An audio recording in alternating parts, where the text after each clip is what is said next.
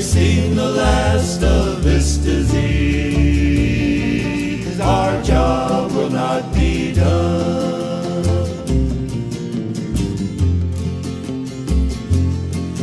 Paul Harris and 3 friends sat down in 1905. Now in clubs throughout the world, we keep their dreams alive.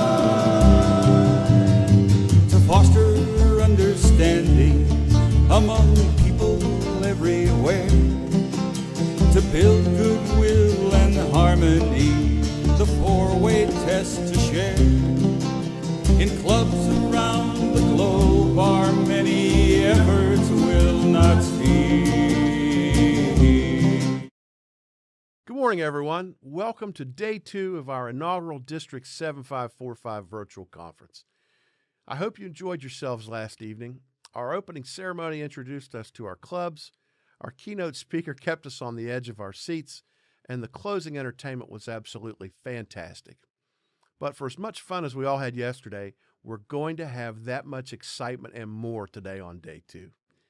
As you can imagine, there are great demands on your time when you serve as the Rotary International President, especially increased by those having been transformed into virtual opportunities thanks in large part to the pandemic.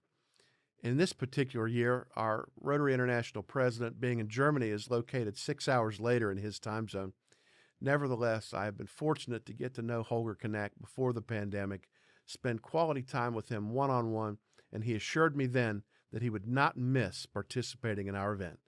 So without further ado, joining us all the way from Germany, your Rotary International President and my friend, Holger Knaack.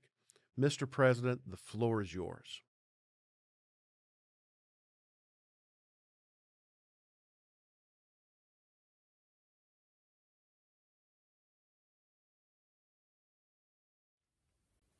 Dear friends in Rotary, a district conference is an important meeting that brings Rotary leaders together and help us prepare for the great challenges ahead.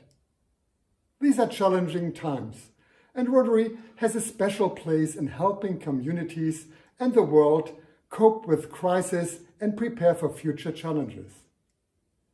It is important that we focus on our core values of fellowship, integrity, leadership, service, and diversity, because these values remain constant as the world is changing. And the world is changing rapidly. Even before COVID-19, people were starting to move away from some of the traditions that defines Rotary clubs. The old ways, where regular lunch meetings are going more and more away. They will be replaced by different and unique ways of maintaining contact. Younger generations have grown up with the digital world, and they have a strong desire for service and connections. But they don't want to wait. They want to play a meaningful role right now. And if Rotary cannot provide it, they will form their own types of connections. This is a great opportunity for Rotary. Some may complain that the new Rotary does not look like their old Rotary. And that's okay. But Paul Harris understood that change is necessary long ago. He said, we have to be revolutionary from time to time. And now is the time to be revolutionary. And one way we will do it is by creating new different club models and rethink what it means to be in Rotary. Young people should be the architects of these new clubs. We need a younger Rotary and a more diverse Rotary. We must make diversity a strength. And this means looking for new ways to find people who are a good fit for Rotary clubs, while appreciating that diversity means different things in every part of the world. We must take an international approach and ensure that every club embraces diversity in the way that it's most meaningful for their members. And a key part of this is increasing the number and role of women in Rotary everywhere. And I'm proud that Jennifer Jones will be our president 2022-2023. In the next Rotary term, 9 positions on the board of directors will be held by women. It's a great progress that we need to see all across our clubs. And we must never forget that Rotary helps build leaders, and we have an obligation to share this thread with everyone who has the talent and inclination to lead, regardless of their background. And we must show leadership by speaking out against discrimination in all forms everywhere in the world. Rotary is not political and must remain that way. However, Rotarians have a duty to speak our values everywhere they are treated. Discrimination is never acceptable in Rotary. Another way we live up to our values is to focus on the future and ensure that Rotary clubs are prepared to evolve. Every Rotary club needs their own vision, their own plan. I would like every Rotary club to have a strategic meeting at least once a year. Each club should be asking where they want to be in 5 years and know what value it brings to members. It is so important we help build this new Rotary for a new age, because Rotary is not just a club that you join. Rotary is an invitation to endless opportunities. Rotary service, large and small, brings hope to people who need our help.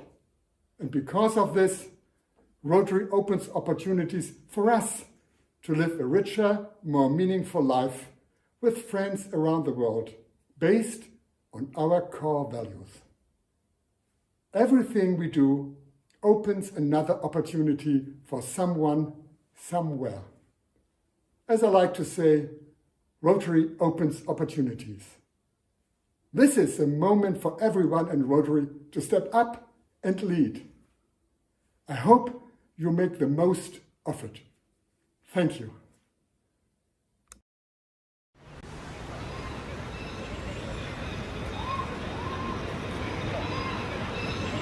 What's your name?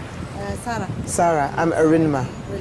I run my own charity, which is known as Charisma. Hello. Hello, how are you? Yeah, I'm all right. You're not in school? You're lucky you have 6 weeks. What we do best is provide positive alternatives for our young people, other than the gun and gang crime, either what they get involved in or more so what they get stereotyped. The time now is 15:27. You're listening to Sisters on the Couch. One of our biggest achievements is Peace FM. You can manage the conflict, you can then stop it from escalating. It gives us the opportunity to actually speak about us from our perspective. And I think that's important as to why we do what we do, because we want a peaceful community to live in. I spent 3 months at Chulalongkorn University in Bangkok. There was, I think, 17 of us from 14 different countries. And not only do you learn from the lecturers who came, but you also learn from each other as well. I met Charlie, who's a police officer from Australia. But I think we kind of like clicked and found similarities in our work, especially when I talked about the radio station. Arinma and the work that she has done in the UK directly correlates with what I do in Melbourne. 2, 3, 4, 1, 2, 3, 4. Whilst they are Sudanese born in Sudan, now that they've moved to Melbourne, they become Australians. But if you ask them where would you like to be, they'd rather go back home. And so what I went to talk to them about was basically make the most of this opportunity. There's a lot of trouble in the community, you know, not everyone wants to be a leader. Like a lot of wrong ways, and everyone's just choosing the wrong ways because they're easier to get into. No one wants to stand out and be the hero. Rinma, she opened the Sudanese Leadership Development Program.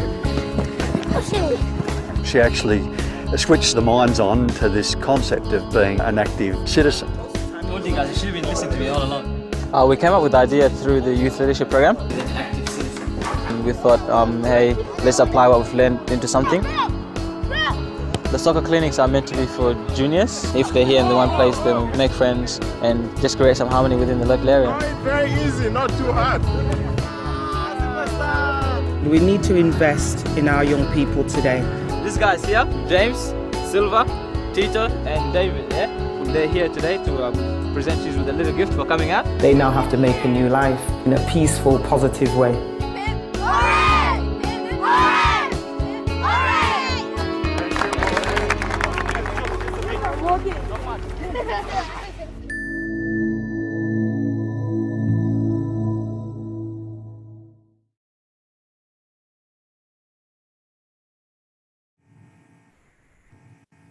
Our next presenter for this morning first came to the United States from New Zealand in 1973 to pursue postgraduate studies in law at the University of Virginia as a Rotary Ambassadorial Scholar. After a career in private legal practice in New Zealand, he returned to the United States in 1992 to take up a position with the World Bank as a senior international attorney, from which position he retired in 2009. He was inducted into Rotary in 1976 and has since served the organization in many capacities. He has been particularly involved in alumni and Rotary Peace Fellow activities and has chaired both the Alumni Relations and Rotary Peace Centers committees. He has also served as an International Assembly trainer, Council on Legislation delegate, RI President's representative, and Dean of the Rotary Representative Network. He has received the Global Alumni Service to Humanity Award together with the Service Above Self Award and the Citation for Meritorious Service. He and his wife, Margaret, live on the West River in Maryland in a home designed by Margaret, close to their 2 children and 1 grandson. So without further ado, joining us from the Capitol Hill Rotary Club in Washington, D.C., your 2020-2022 Zones 33-34 Rotary International Director and my friend, Peter Kyle. Peter, welcome. Thank you, District Governor Sean. Good morning, everybody. Good morning to all my Rotary friends in District 7545. It's a great pleasure for me to be with you today at the outside of your special district conference. I've been looking forward to this occasion. I've had the good fortune to work closely with Sean over the last few months. You are incredibly lucky to have someone with his passion, his enthusiasm, his sense of humor, and his all-round professionalism. And I've also had the pleasure more recently of working with David Coop, and he also is going to be a great leader for District 7545. So as Sean mentioned, I want to talk about a significant peace initiative that I have been working on for the last few months. So without further ado, let me go straight into my presentation. So as I said, I want to share with you the exciting news of a large-scale initiative in zones 33 and 34 called Youth and Peace in Action, engaging young community peace builders, or YPA for short. I want to start by saying that the YPA is rapidly becoming recognized as the largest local peace building initiative in Rotary International's history. Let me repeat that. The YPA, the peace building initiative that I'm about to share with you, is being recognized as one of the largest local peace building initiatives in Rotary's history. The initiative continues and builds on Rotary's 100+ year history of peace advocacy. Rotary has long been dedicated to promoting international understanding, goodwill, and peace. Rotary was a voice for peace as both World War I and World War II approached. Rotary was present at the founding of the United Nations and continues to hold special consultative status within that organization. And with the Rotary Peace Centers in place for more than 15 years, nearly 1,500 Rotary Peace Fellowships have been provided, making Rotary one of the world's largest providers of peace-related graduate education and professional development. And there are more than 140 Rotary Peace Fellows throughout zones 33 and 34. And of course, as you know, peace and conflict prevention resolution is one of our 7 areas of focus. So peace is truly in our DNA. Where did I learn all of this? Well, I served for 4 years on the Rotary Peace Centers Committee and chaired that committee for 3 years. That's the committee that oversees the selection of Rotary Peace Fellows. I also served as the Dean of the Rotary Representative Network, the body that oversees Rotary's relationships with the United Nations and other international organizations. So for me, these opportunities have really been a Rotary field of dreams, a wonderful set of possibilities. And as the opportunity for me to serve as a Rotary International Director for Zones 33 and 34 approached, I began to share my vision, but with a twist, a focus on putting young people in our communities at the center of peace education and building a sustainable culture of peace. I turned to 2 remarkable collaborators, Patricia Shafer, the Executive Director of New Gen Peacebuilders, and a Senior Fellow for Peace Education at the Alliance for Peacebuilding, and you will hear from Patricia very shortly, and Anna Patel, former Chief Executive Officer and current Senior Advisor to Outward Bound Peacebuilding. Both Patricia and Anna completed their Rotary Peace Fellowships in the Professional Development Program at Chulalongkorn University in Thailand. Both have devoted their careers to experiential youth and community peace education programs. Both have significant experience working and collaborating with Rotarians in our zones. And the more we exchange ideas, the more my dream became a reality. Last year, between August and December, 22 of the 31 districts in zones 33 and 34 contributed funds for the establishment phase of the YPA initiative. And hundreds of district and club leaders have contributed ideas and experience as we move to finalize the plan. Last April 7, we officially launched YPA and called for zones 33 and 34 and potential partners in the community and nationally to ride on the peace train with us. The timing of this initiative has never been more important. As you know, polarization is widespread. Democracy is under threat. A recent report called Educating for American Democracy calls for re-engaging and supporting schools, teachers, and students in civic and community engagement. And that's what this initiative is all about. So what is YPA? Essentially, it has 4 parts, supported by local funding and volunteers across districts throughout zones 33 and 34.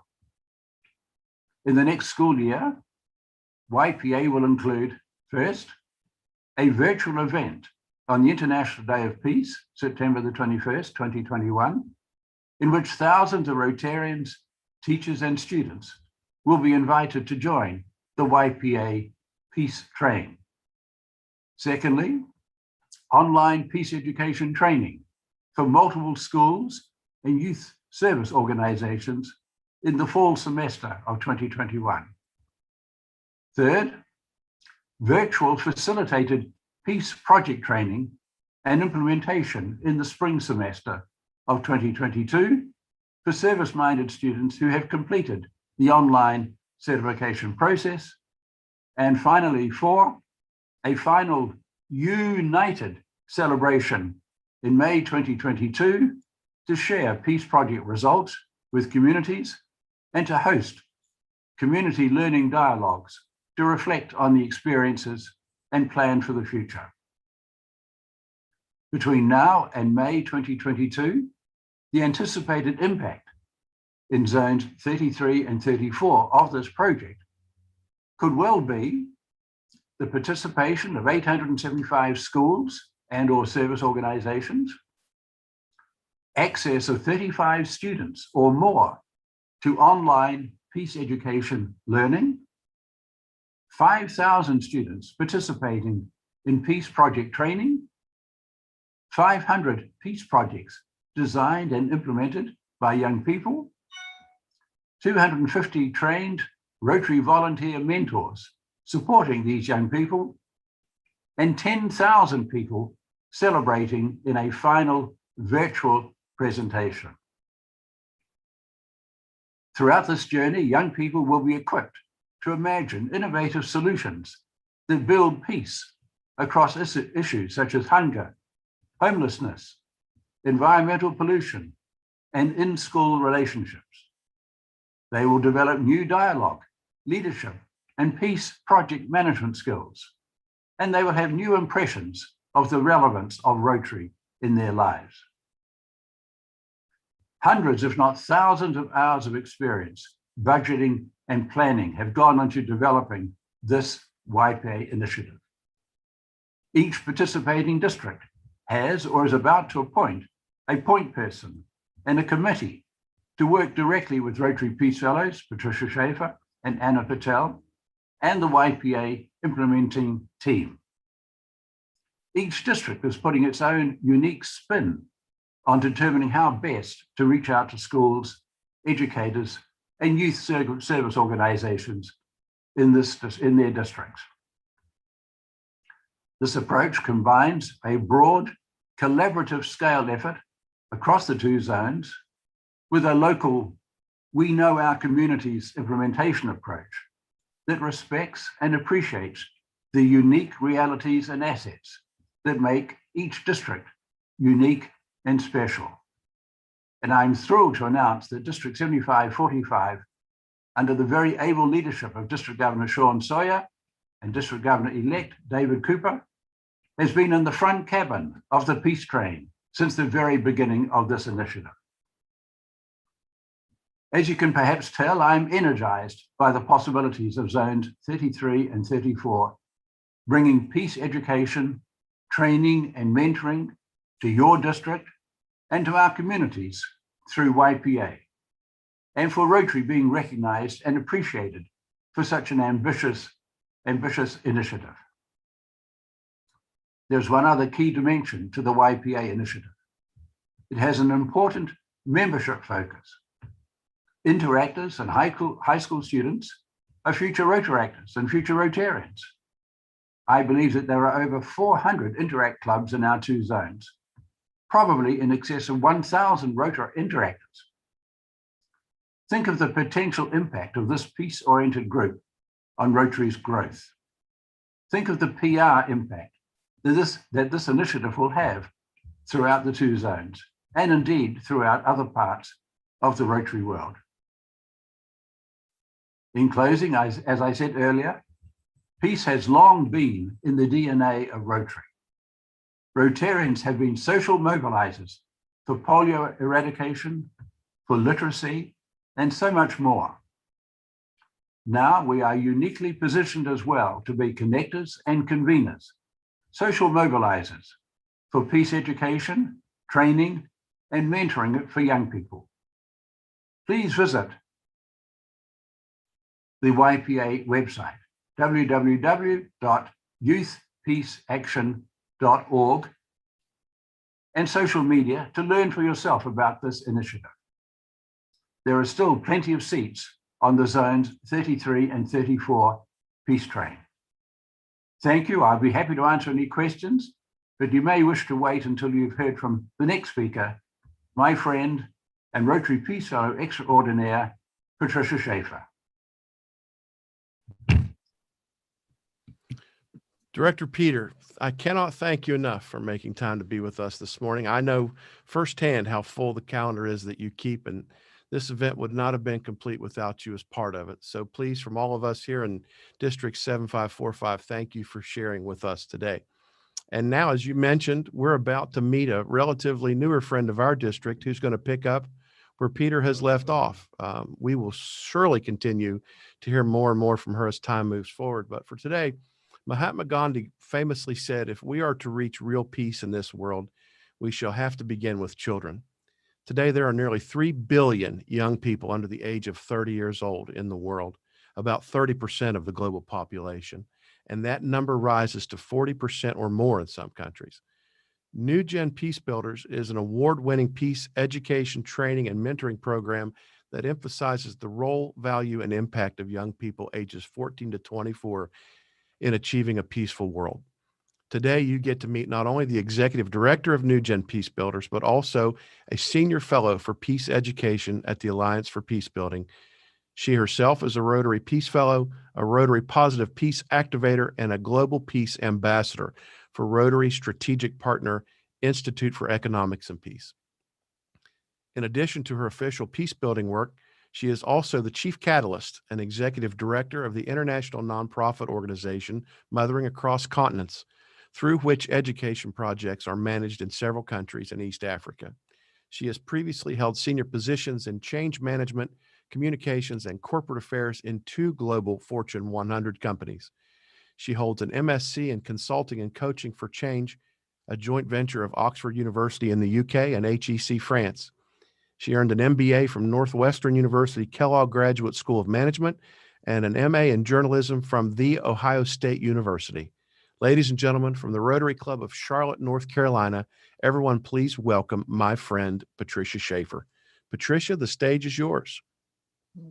Thank you so much, Sean, and thank you for this opportunity to follow Peter and elaborate a little bit about the Youth and Peace in Action Initiative.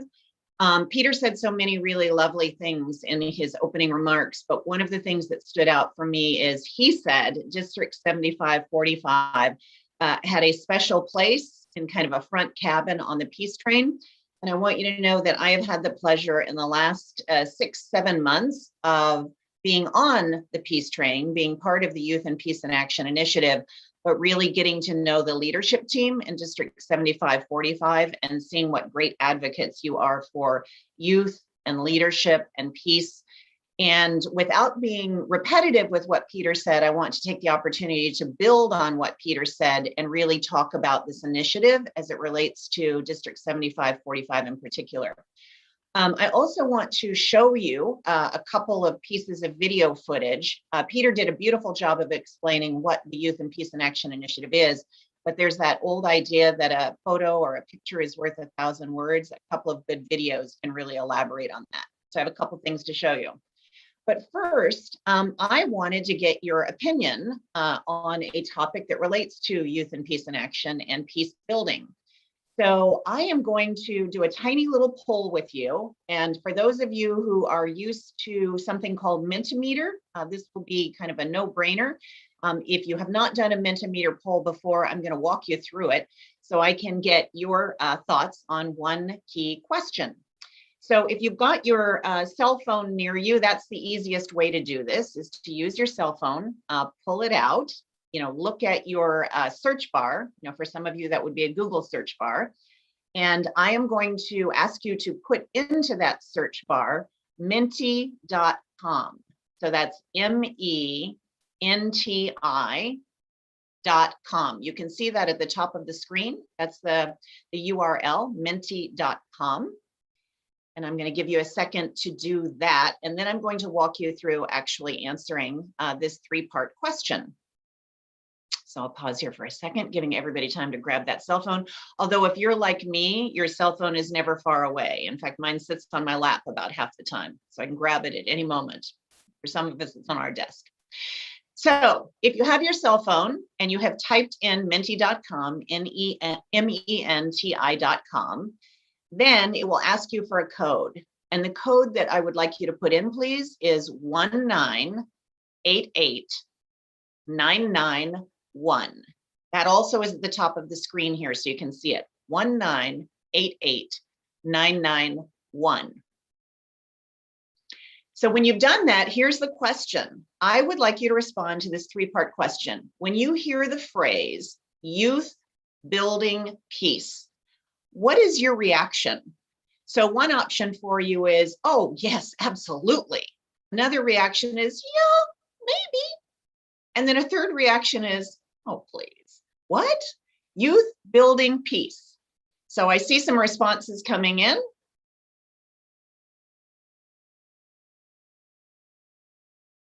And I'm going to pause here for a couple seconds and, just get as many voices as we can in our poll. Thank you. You figured out Menti.com very quickly, or you knew it before, right? Yeah. Yeah, quite a bit of and a little bit of yeah, maybe.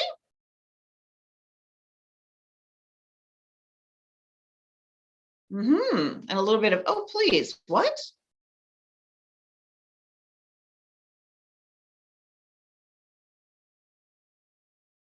All right, well, so I'm gonna let anybody who wants to continue to complete that little poll question. But the reason I wanted to do that is I have certainly learned in the time that I have been working as a peace builder and have been a Rotary Peace Fellow that sometimes we use words and we assume that everybody's kind of on the same page with us, but actually there are a variety of reactions, and peace is one of them. I can say peace in any different context or to any different audience, and it means different things. It gets interpreted different ways.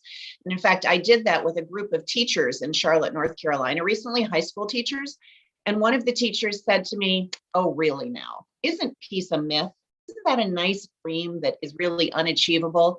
Let's talk about that. So I really appreciate seeing the variety of responses here. I also appreciate seeing what seems to be a lot of energy around the idea of, oh, absolutely, youth building peace makes a lot of sense to me. And that leads me to think about, well, then that means we have to ask ourselves how to be supportive of youth building peace. And that's where I'm going to build on what Peter said today already. Because the Youth in Peace and Action Initiative presumes that there is good reason to support youth building peace. So let's talk about it. Let's elaborate on that a little bit.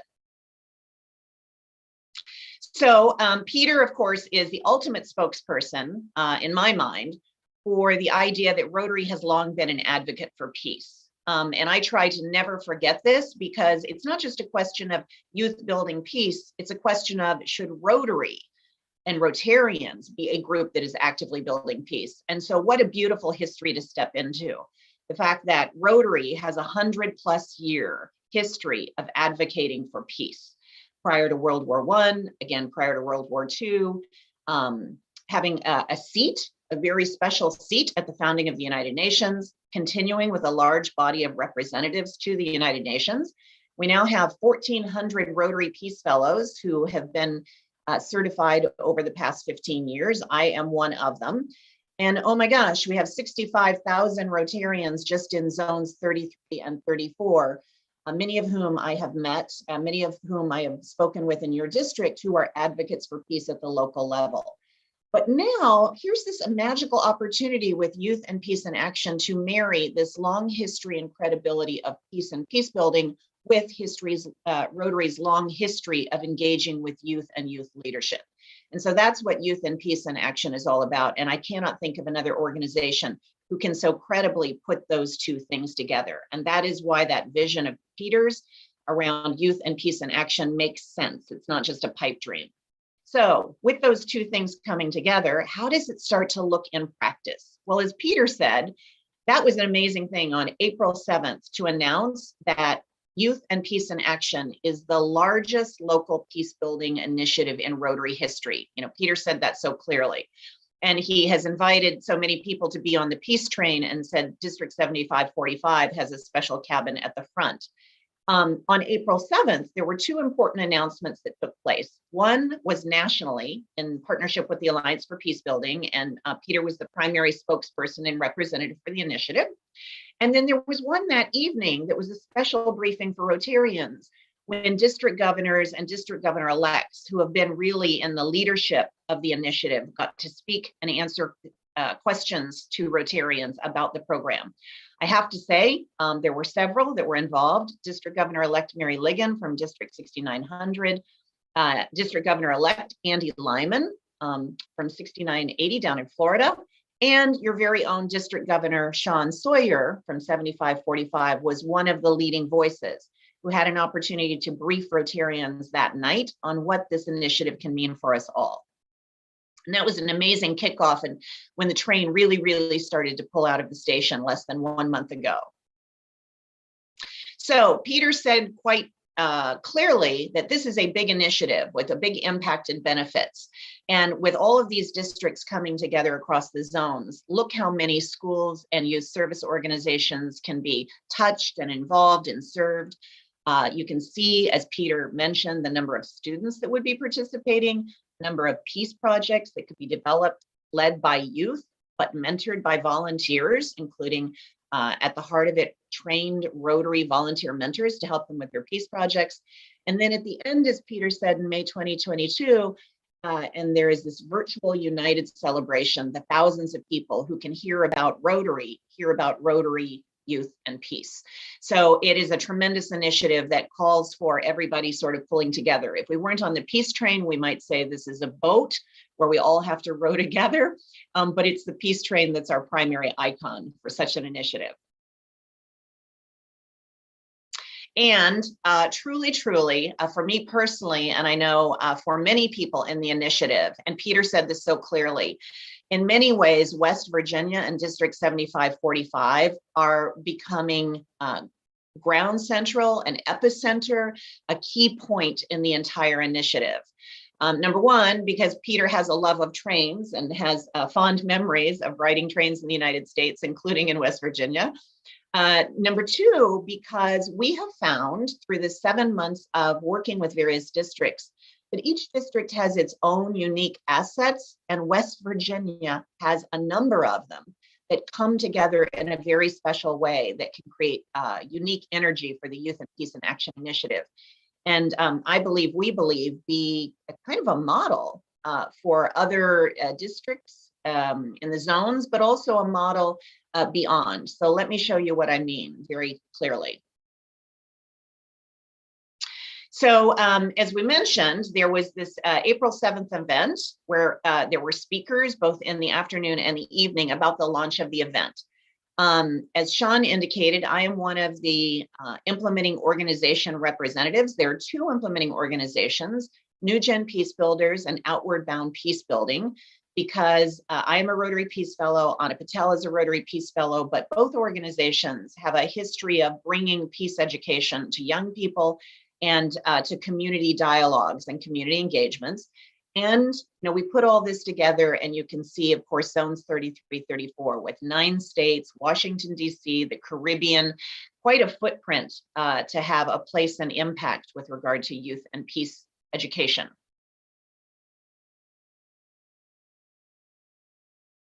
And here's sort of these unique assets that I just mentioned that we have been so excited to discover and understand and appreciate in District 75 and West Virginia.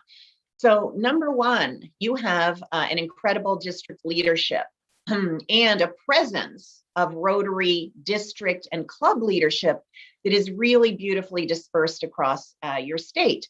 And so, for instance, when we look at some districts, we see a dispersity of Rotary leaders across a district or state. But we can see right here, just looking at the map, to have this Rotary presence across a geography like this, that is an incredibly unique asset and strength.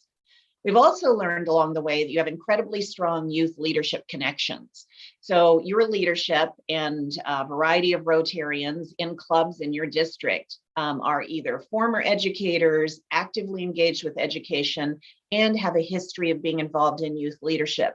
Whether it's a youth leadership academy that spans West Virginia or Model United Nations, for example, there's an incredibly strong presence in your district.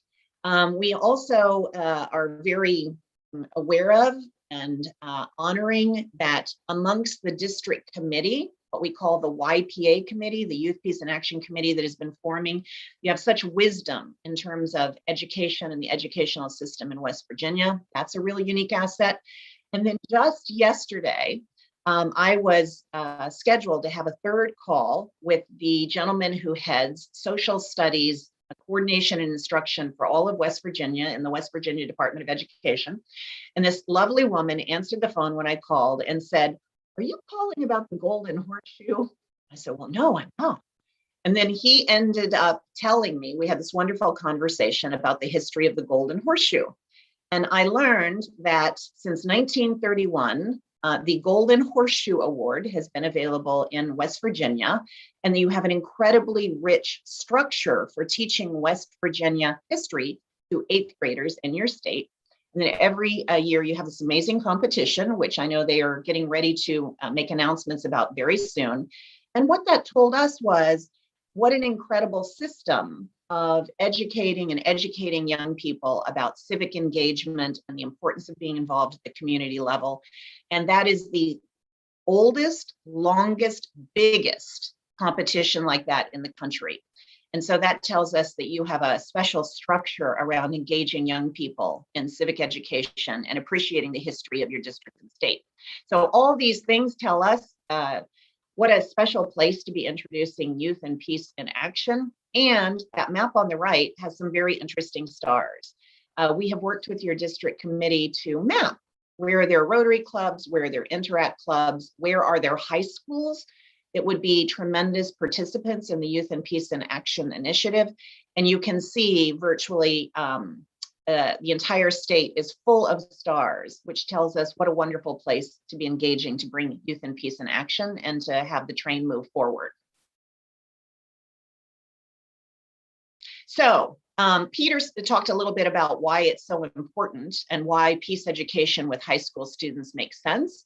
And I would just add to it, you're going to see in a video in a moment, kind of the evidence when you talk to your friends and colleagues and community members, why it makes sense to think about focusing on high school students and peace education. So let me show you what we mean.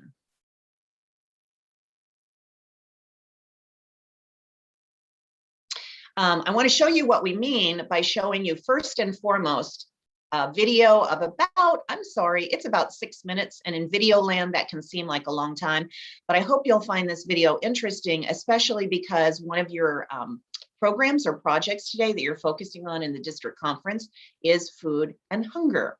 So when we say let's put youth at the center of peace building, from my perspective, New Gen Peacebuilders, which is one foundational component of Youth Peace in Action, we mean, how do we bring workshop training experiences, readings and resources, guest speakers, mentors, volunteer mentors, as I mentioned, together to help young people go on a journey of learning about peace, but then produce peace projects. And the more peace projects they produce, the more that models for other young people how to do peace projects. And so we like to think about build peace, repeat the peace. So let me show you how one group of students who have become quite famous in peace building history, and certainly with New Gen Peacebuilders, went about peace building with regard to their annual hunger drive.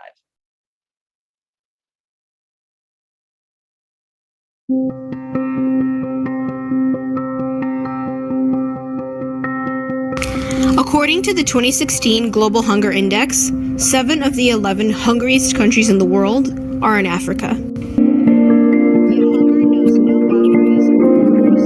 It touches all countries. And the issue of hunger is complex. Meaningful solutions require a holistic approach and willingness to think and act in organized ways. When my team of New Gen Peacebuilders from East Mecklenburg High School in North Carolina in the United States decided to focus on hunger, our journey led us to create an innovative peace project that we titled #Rice for Life. A drive to collect food donations in ways that build bridges between students, the community, and diverse global cultures.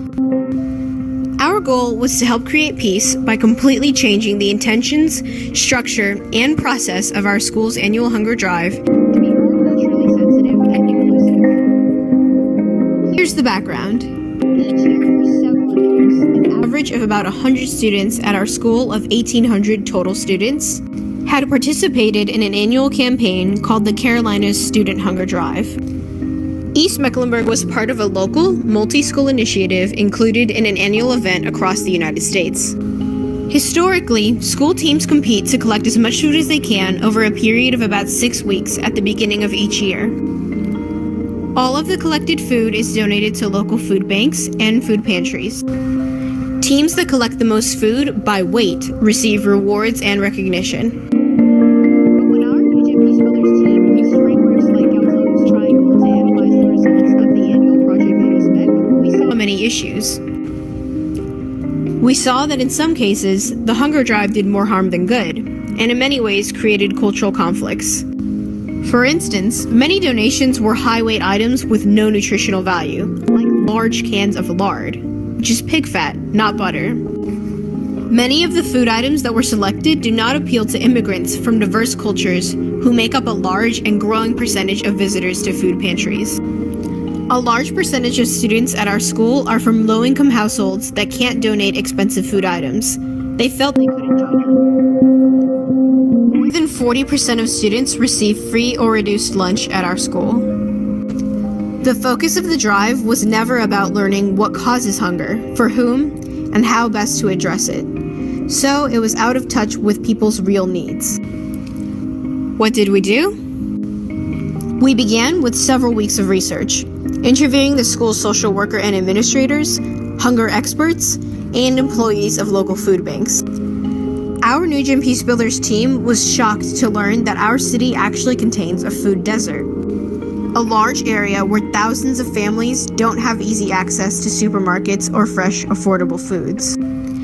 Through reflection and use of the 10-step planning tool, we reimagined our school's hunger drive as a peace project and convinced Student Congress to reinvent the program to focus on only one food item: rice. We realized the simple food staple, rice, is a food enjoyed across cultures, the second most requested food item in local food pantries, a healthy food option, and it can be donated and distributed in easy-to-carry bags. Working with Student Congress, our New Gym Peacebuilders team put the hashtag Rice for Life plan and project into action. We asked students to donate only single-serving sized bags of rice for the hunger drive. Because rice is globally appealing and one bag of rice in the United States costs between 50 cents and $1 US, many students from East Mex ethnically and economically diverse population could participate. Our team set a goal of collecting 1,193 pounds, an amount symbolizing how much rice it would take to feed a community for 1 week if the community were the same size as the East Mex student population. Results exceeded expectations in the first year and grew again when the project was repeated. In the second year of hashtag Rice for Life, our school collected more than 4,000 pounds of rice and won the Most Creative Award among more than 15 schools participating in the local hunger drive. Over time, the effort has become sustainable and increasingly creative and engaging. In year 3, the organizing team invited hunger drive participants to also donate beans, another global staple and the most requested item at local food banks. We also added a new activity to reinforce a sense of family and relationships at the school during the hunger drive period. We started a food festival, including a friendly recipe competition. Students and staff can bring any dish featuring rice and beans, with each as a celebration of culture and ethnicity. In addition to addressing hunger, our project also resulted in many learning and leadership benefits for team members. My name is Sarah Hawley, and I was inspired by the hashtag Rice for Life project experience and my knowledge of tools like Galtung's Triangle to write a paper on structural violence, introduce the first TEDx teen event at my school, and choose global studies as my major in college. So what do you think?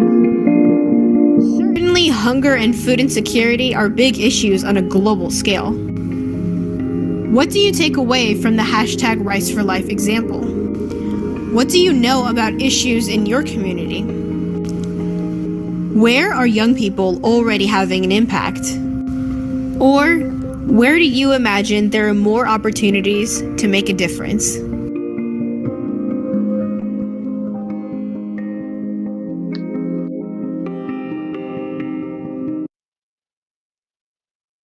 Okay, so I forewarned you that video in a video lifetime is a little bit long. It's about 6 minutes.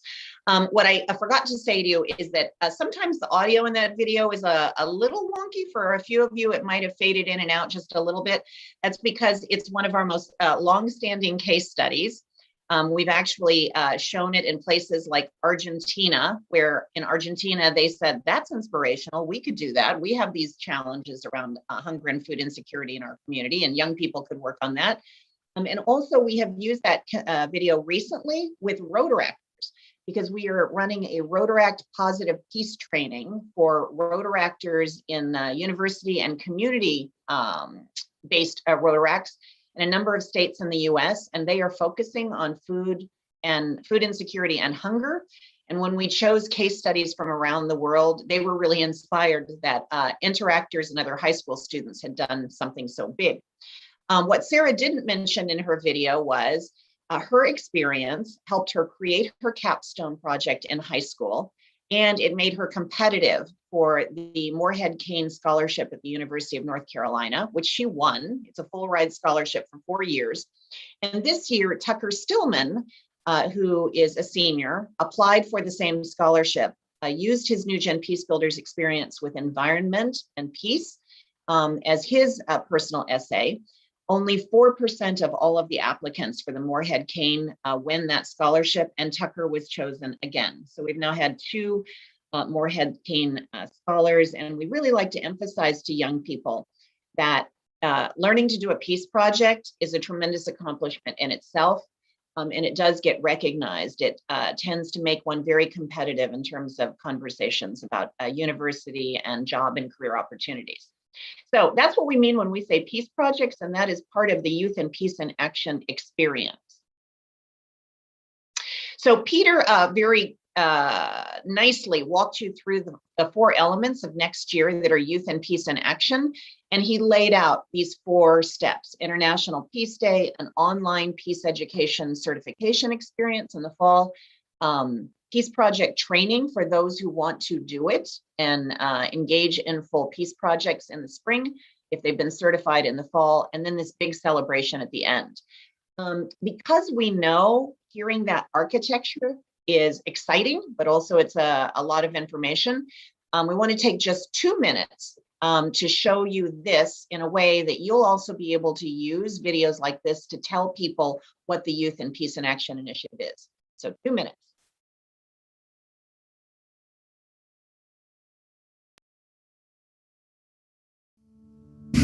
What exactly makes up Youth and Peace in Action? The initiative is driven by a belief that peace education is a meaningful way to support young people as problem solvers.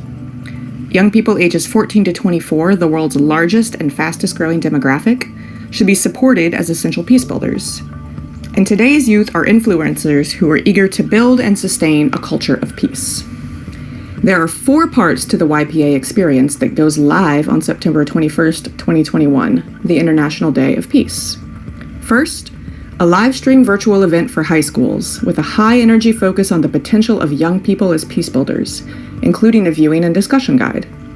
The second is a desktop and mobile-friendly online learning platform and community that makes peace education experiences easily available, including a core peace education course that, when completed, qualifies students to apply and participate in live peace project training and team-based peace projects.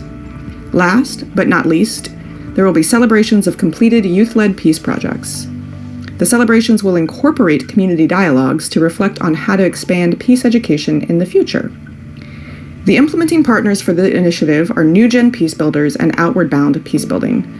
Resources that underpin Youth in Peace in Action experiences have been road tested in New Gen Peacebuilders workshops, dialogues, discussions, and peace project implementations. The learning experience leverages content widely recognized in the peacebuilding community, including the distinction of positive peace and the 8 pillars of positive peace framework developed by the Institute for Economics and Peace, a global research organization and strategic partner of Rotary International.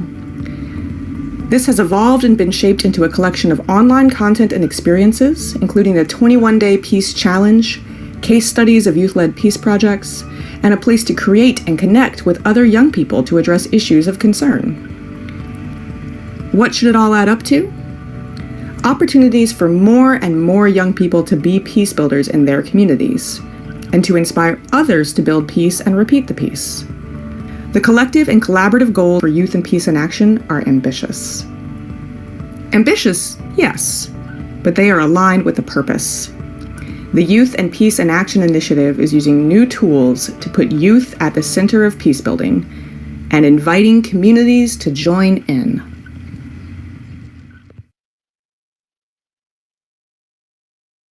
So there it is in a nutshell, in a short and sweet way that you could show almost anybody to help them understand, well, what do we mean by youth and peace in action? And so with that under our belts, I mentioned, the strength of the program in engaging young people and actually helping them set a course in terms of leadership development and project management and competitiveness for awards and scholarships. But the other thing I'd like to mention is that online coursework isn't just for students. What we built in and are building in is the ability to get content and training online, whether you are a teacher, a mentor, a local community member who wants to understand how to bring peace project training to your community. And as you can see, it really has 4 parts. There's content, there are case studies, there are challenges. And imagine in May 2022, when this many students have gone through this experience in different districts and states, they'll be part of a community where they can actually connect with students across states and engage in issues that they care about, share their experiences, ask questions, get support. And so it's a community as much as anything. And last but not least, I don't typically spend that much time on this, but with you in District 7545, I want to. As I mentioned at the top of my remarks, we are very aware that you have an amazing system of university level education around education in West Virginia, and some real experts in the field that are recognized well beyond the borders of West Virginia. You have this amazing system of social studies education in West Virginia, and the gentleman who heads your high school social studies coordination with the Department of Education is engaged and innovative and impressive in and of himself.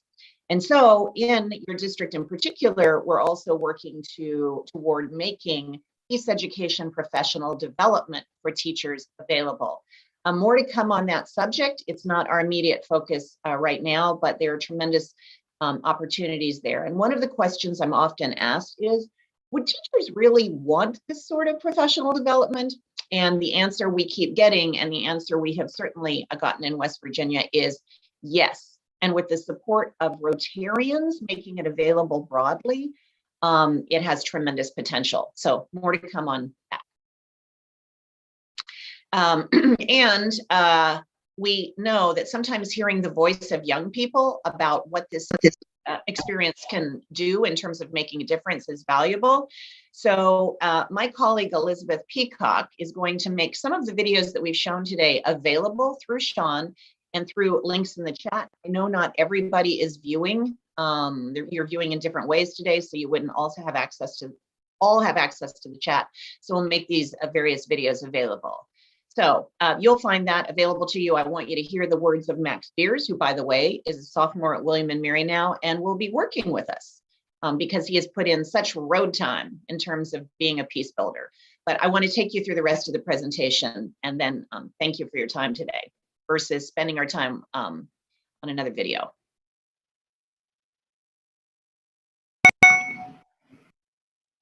All right, and so Youth Peace in Action, what next? Well, remember, it's high schools focused.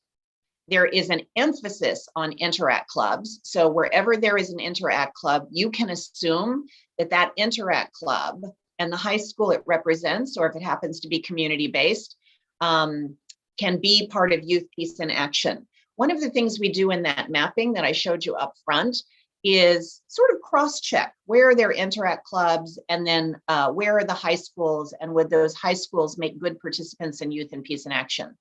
And we know typically the answer is yes, and we know the case in West Virginia is 100% yes. So where there's an Interact club and a high school, a magical match in terms of participating in Youth and Peace in Action, but also youth service organizations. So you have all these fantastic connections. The Leadership Academy that your DGE, Mr. Cooper, is associated with Model UN, other youth service organizations. That is a way for young people to engage in youth and peace in action also.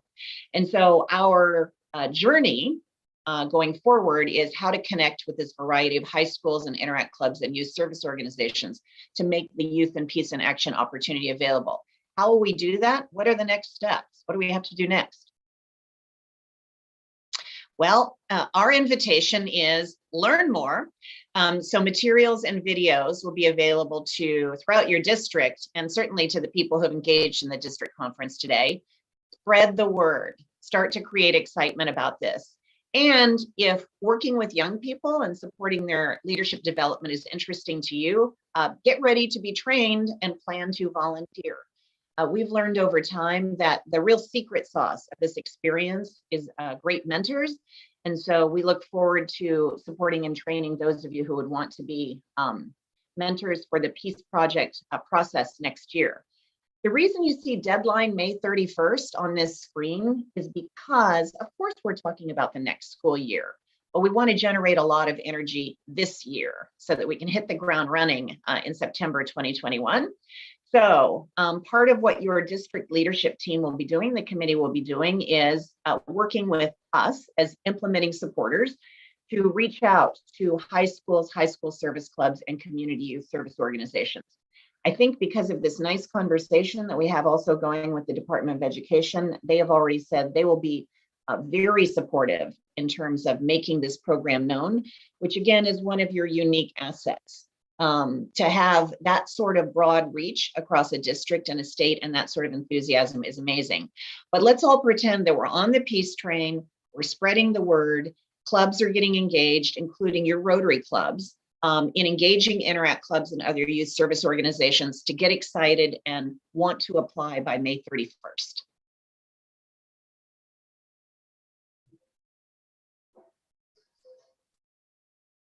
And with that said, of course, I am always open to questions. I think probably the best approach for us is for those of you who can put questions in the chat, do so.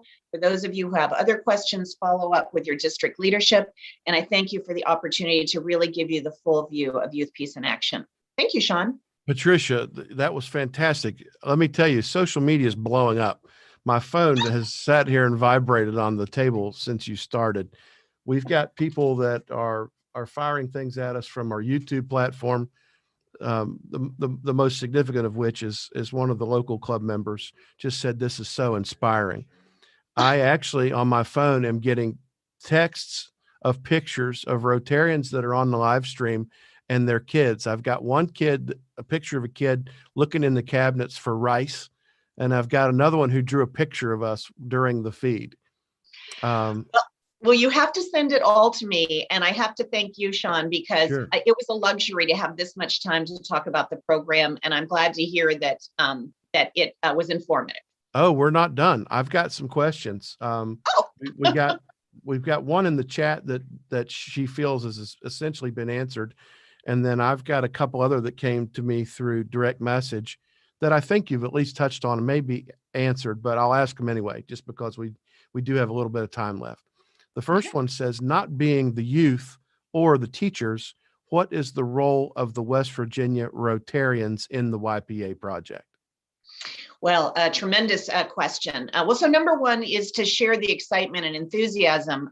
Peter said that in some ways he views this as a program, yes, to serve young people and develop our leaders, but it's also a way to share the Rotary story. And he views it as a tremendous opportunity to build membership. And one of the exciting things about not just doing this locally, but doing it in many districts is the visibility it affords. So yeah, spreading the word and being proud as a Rotarian to be associated with this is one very important thing. And then the other thing is the time will come a few months from now where we do invite people who want to be trained as volunteers to actually volunteer their time as Peace Project mentors. So those are two direct ways that I can think of. Got it. So who can take the training? The answer is anybody, pretty much. Anybody. Okay. The next question we got is, can we still participate even if we're not in one of the quote unquote hot spots on the map? One thing that sometimes people assume is you can only participate if you're a Rotary club or Rotarian that's associated with Interact clubs. That's the first kind of easily developed myth that I want to dispel.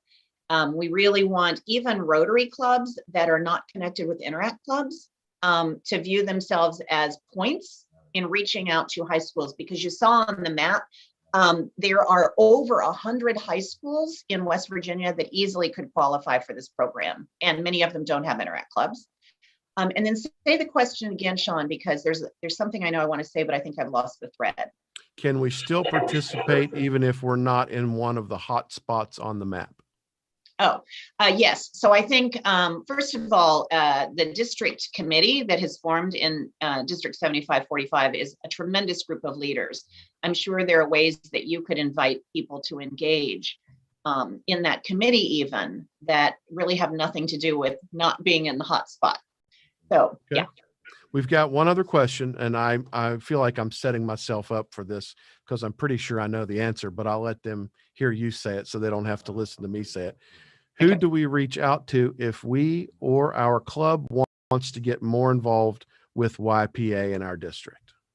Well, that you just have set yourself up, because clearly DG Sean has taken a very welcome leader role in the initiative broadly. Certainly you have a role on that committee. But what I love in District 7545 is that you, on your committee, you have this mix of the DG line of succession, people who have been tremendous organizers in your district and have educational backgrounds. So I would say people need to head to your committee to ask for more opportunities. And really, I think one of the most amazing things that could happen is if somehow Rotary club in your district touched this project in some way. Again, that's modeling for others. Great answer. Thanks for not throwing me entirely under the bus. I don't know, not everybody can see this, but I do want to point out a couple of things that have been put into the chat. Elizabeth Peacock, who is running your tech for you on your end, has provided us with the links for the videos. I'll make sure that those get made available to everybody via our normal social media channels and networks and methods of communication. And she closes with a comment that says, and of course, there's so much more on the YPA website. And if anybody didn't hear that, it is www.youthpeaceaction.org. Oh, then Sean, could I say one more thing? I was going to ask you for any closing comments you have anyway. All right. Well, my closing comment, and I always follow the lead of Elizabeth, who's our Director of Operations and kindly ran tech for us today. We are offering a number of information sessions throughout May. And all those sessions will be on the website. Have Interact advisors come to those information sessions. Have interactors come to those information sessions. Have high school leaders come to those education sessions. That's one way any person could help. Great. Okay. Well, I think if there's no more questions, let me thank you and Elizabeth again for being part of this morning. You've certainly been a valuable addition to our lineup. And thanks to everybody on this end at Interaction Media for allowing me to just sit here and look as pretty as possible while they do most of the work behind the scenes. So I am proud to call you my friend. I look forward to our joint efforts of our respective teams working together in the future, geared towards spreading peace and education throughout our district and beyond. Me too. So with that, thank you, Patricia. Thanks, Elizabeth. With that said, what a fantastic group of messages that have been delivered to us already this morning, with so much more to come. So at this point in the agenda, we're going to take a short break, but be sure to be tuned back in at 10:30 as we plan to share some time with someone who we should all recognize. We're going to provide a little bit of musical entertainment during the break. So until then, thank you all for being here this morning. Thanks again to all of our sponsors and individuals making this possible for us to enjoy. See you all shortly.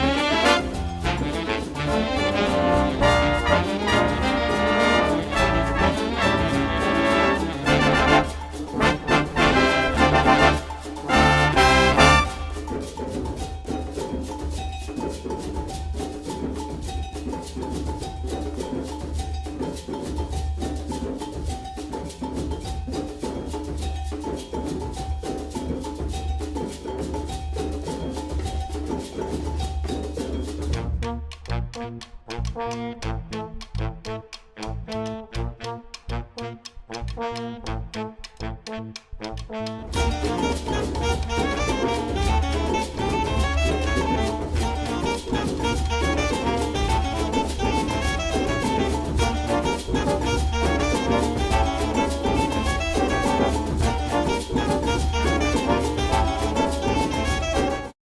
and gentlemen, welcome back. Let's get right into it. We have an exceptionally special guest with us this morning. I say exceptional because if it weren't for this gentleman, it is very likely that we would not be virtually assembled here today. He really needs no introduction, but nevertheless, coming to us from Chicago, Illinois, our organization's founder, Mr. Paul Harris. Mr. Harris, you have our collective attention. Thank you, Mr. Sawyer, for the gracious invitation to join your district conference. It is a real privilege to address you all this morning. I might even say it is miraculous.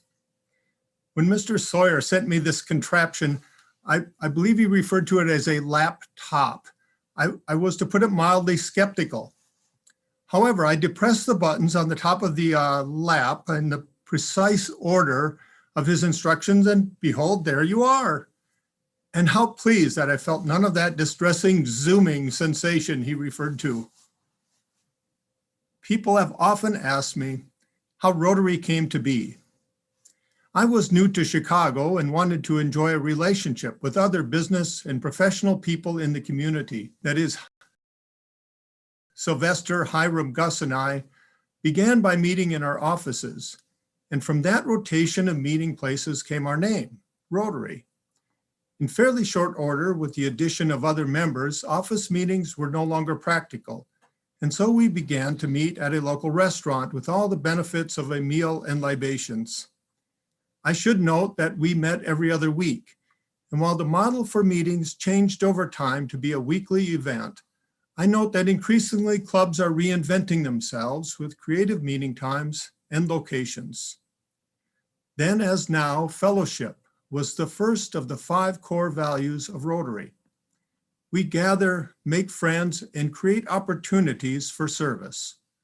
The other values of Rotary necessarily follow in a logical sequence: leadership, integrity, diversity, and service. Those values have evolved over time, but what began over 100 years ago continues to be true today.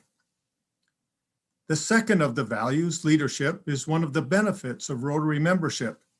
Because Rotary provides us with opportunities to increase our leadership skills as we engage in service, be it at the club, district, or regional level, more than ever, those in positions of leadership are called to be stewards of the institutions in their trust. Learn from the past, pay attention to the present, and look to the future, because the future of Rotary is in your hands. Herbert Taylor was a member of my club, Rotary 1 in Chicago. Herb was the creator of the 4-way test of the things we think, say, and do. That test is the touchstone of the third core value of Rotary, integrity. It is the foundation upon which we build our relationships and which governs our conduct in our vocations and in the community. The 4-way test is a remarkable tool. It reminds us not to react in haste when we make important decisions, but to pause and to ask ourselves whether the thing we are proposing to do is grounded in truth, whether it proceeds from fairness, motivated by goodwill and the desire for friendship, whether it will be beneficial not just to ourselves or those close to us, but to everyone who might be affected by our action. Acting deliberately, thoughtfully, and responsibly is the key to integrity. Rotary is also marked by its diversity. We are of every race, color, gender, religious affiliation, and political persuasion, because Rotary taps into the essential goodness that abides in all of humankind. It is easy to be committed to diversity when the first thing we see when we look into the eyes of another person is a potential friend. Some of us belong to long-established clubs, Others are from clubs that are fairly new. But in every case, consider what your club and the service provided has come to mean in your community. Without a doubt, the quality of life is materially improved by your club's community service. That is both our legacy and our responsibility as members of Rotary. I encourage you to hold fast to these 5 core values: fellowship, leadership, integrity, diversity, and service. They are the touchstones that make Rotary both unique and relevant in an ever-changing and challenging world. At some point during this conference, I am sure you will be discussing Rotary International's action plan. And I must say a few words about it because I am so deeply impressed by the direction Rotary's leaders are taking the organization today. The first of those priorities is enhancing participant engagement, which I believe has always been a key to Rotary's success. In this world where artificiality so abounds, it is refreshing to meet with groups who are not worshipers of cold, meaningless formalities.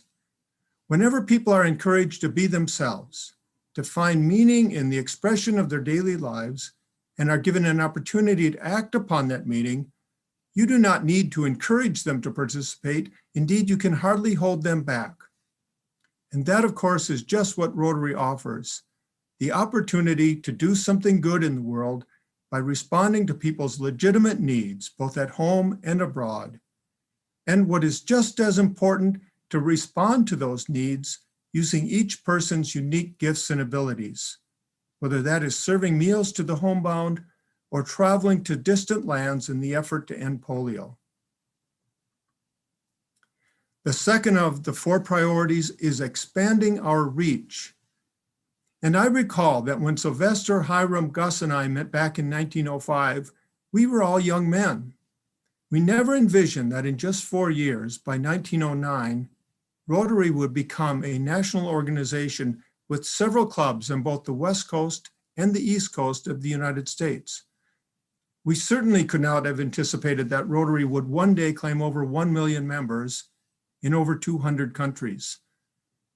And yet I am not surprised at what Rotary has become today, because the reach of Rotary is limitless. It satisfies 2 deep needs that lie in the heart of every human being: the need for belonging and the need for meaning. So I think for Rotary to continue to expand, one must simply remember that the world is full of potential Rotarians who are not Rotarians in fact. If you have the love of your fellow human beings in your hearts, my friends, you are potential Rotarians. The third priority is to increase our ability to adapt.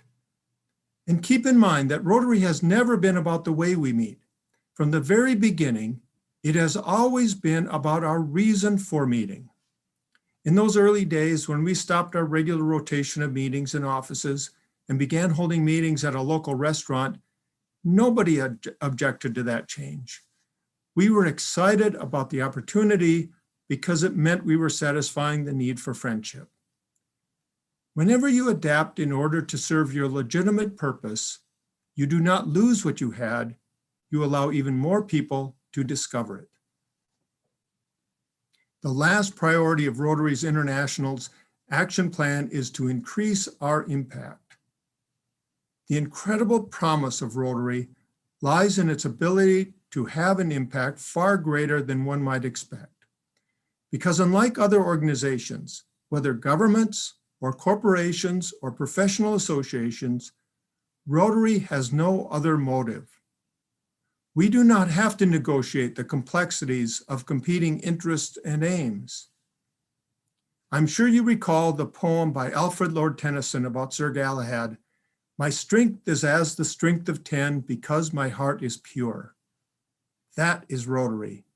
Whenever you put service above self, to work side by side doing good in our communities and in the world, the power of Rotary is expanded far beyond what might be expected. In this way, Rotary will continue, generation after generation, to fulfill the promise of making the world a safer, kinder, and a more peaceful place. Thank you so much for allowing me to spend this time with you this morning. Though we may be separated by both space and time, our hearts are always close together, sharing the kindred spirit of Rotary. Mr. Harris, thank you so much for joining us this morning. I would ordinarily at this time like to pay tribute to you in typical conference fashion and make a donation on your behalf to the Paul Harris Foundation. But from your perspective, it hasn't been invented yet. So we'll have to think of a different way to congratulate you. I will add one thing. Mr. Harris, if you just heard, had made reference to the four-way test. He actually provided us with something that we'd like to share with you now, while we also acknowledge all of our sponsors that have taken part in making the conference possible.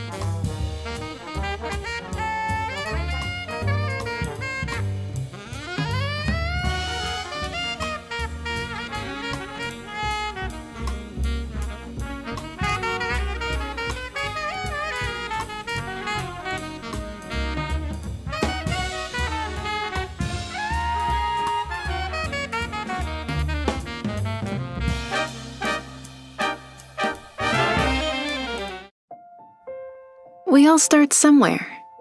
In a new home, a career, or a community. And more often than not, our goals are alike.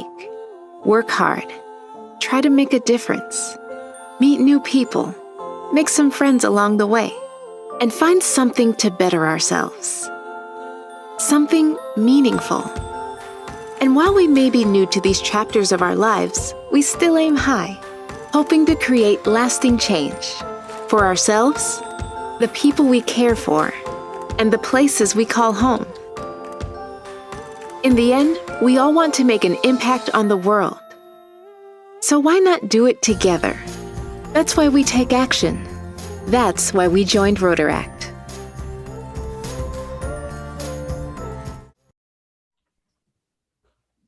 Having now heard from our founder about the past and present, it's time to share a little about what the future holds. Our next participant graduated in May 2018 from Virginia Commonwealth University with her bachelor's degree in biomedical engineering, where she will also begin her master's degree in healthcare administration this fall. She is a dual member in Rotaract and Rotary, as an active membership in the Rotary Club of James River near Richmond, Virginia. She is also the current District 7600 Rotaract Chair and serves as the Zone 33 Innovative Club Advocate for District 7600. She is a member of the Rotary Zone 33 Foundation team as Think Tank Chair, where her role is to develop training and opportunities for Rotaractors to engage with the Rotary Foundation. In July of 18, she served as co-chair of the Rotary International Rotaract and Interact Committee. She has attended and presented at the Rotaract Pre-Convention and Rotary International Conventions in Seoul, Korea, Atlanta, Georgia, and Toronto, Canada, as well as the Rotary Young Professionals Summit in Atlanta representing District 7600. Last June, she had the opportunity to serve as the Master of Ceremonies for the Rotaract Pre-Convention at the International Convention in Hamburg, Germany, home of our international president. She also recently served as the chair of the first ever Rotaract program at the Zone 33-34 Summit, and she was the MC for the Multi-District Rotaract Summit in District 7570, as well as the Rotary Peace Summit in Toronto. She currently works for Cross and Family Medical Practice, is the founder and CEO of DuraSafe, a medical device startup in Richmond, and is in large part responsible for bringing the RI Presidential Conference to our zones to be held virtually just 2 weeks from now. So without any more delay, joining us from the Rotary Club of James River in Richmond, Virginia, my friend Alexandria Ritchie. Alex, welcome to the Mountain State. Wow, thank you so much, Sean. Thank you, everybody. It is great to be here with you guys today. I so appreciate you all inviting me to share. So I will just pull up my slides here. And as I'm doing that, I wanted to give you guys a little bit more of an informal kind of about me introduction. I found Rotaract at a time, I think, when I needed to find it most. I've never had any family in Rotary. I had never seen the Rotary wheel before, but it found me at just the right time in my life, I think. My family was going through a very difficult transition as I was about to graduate from high school, which seems like many, many moons ago. And it was really finding the Rotary and Rotaract family that allowed me to discover my potential. And, you know, it was really at the end of the day, Rotarians as individuals investing their time, their wisdom, and their willingness to mentor me that allowed me to discover my place in the Rotary family. So I say that because a good part of what we're going to spend some time doing this morning is talking about just that, the Rotary family and how we as Rotarians can interact with Rotaractors to make that family even stronger. So to let you guys know what you are in for with me this morning, this is kind of just a broad overview of where we're going. If you're not very familiar with Rotaract, no worries at all. We'll walk through the basics. We'll talk about infrastructure and opportunity, as well as the value add to the Rotary family that Rotaract brings. Coming to the middle here, we'll also talk a little bit about Ascension, as well as the presidential conference, and then we'll talk about future opportunities to continue the elevation of the Rotary-Rotaract partnership. So without further ado, we will go ahead and jump in here. I wanted to start with this slide here, and I just ask that everyone take a moment, take a deep breath. I know there's probably a lot going on in your life right now, but just sort of internalize the words on this slide. We are the Rotary family, and we are in this together. I like to start with this as sort of a way to frame our mindset and get our focus in the right space before we go through the rest of the time together this morning. And really, the call to action with this is whether we're starting a Rotaract club, a Rotary club, or we're merging different districts together into one. The call to action is to make sure that we are understanding, appreciating, and intentionally empowering the unique abilities that all of us bring together to the table. And we need to do this as well with our Rotaractors to make one stronger Rotary family. So I just ask that you keep that in mind as we go through the rest of the time here together. So I promised we'd start with the basics, and let's do just that. What exactly is Rotaract? Well, I'm sure many, if not all of you, know that it is a channel into Rotary for younger professionals over the age of 18.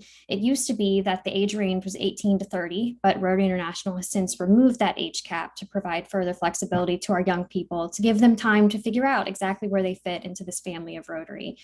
But if we look broadly here, it is actually a place not only to grow and explore, but also to find out, just like I did, what value I can bring to the magic of Rotary. What do I as a young person have to contribute alongside you as an experienced Rotarian?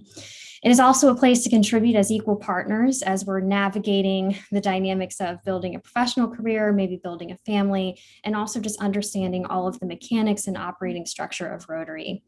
There are also two different models for Rotaract. There's a community and an academic model. So those are, just like the name sounds, community-based clubs function very much like a traditional Rotary club. They will typically meet somewhere in the community, and their members are not tied to an academic institution necessarily. Academic models are exactly the way it sounds. They are tied to some sort of academic institution, whether it be a community college, university, or medical school, or any type of other professional or continuing school.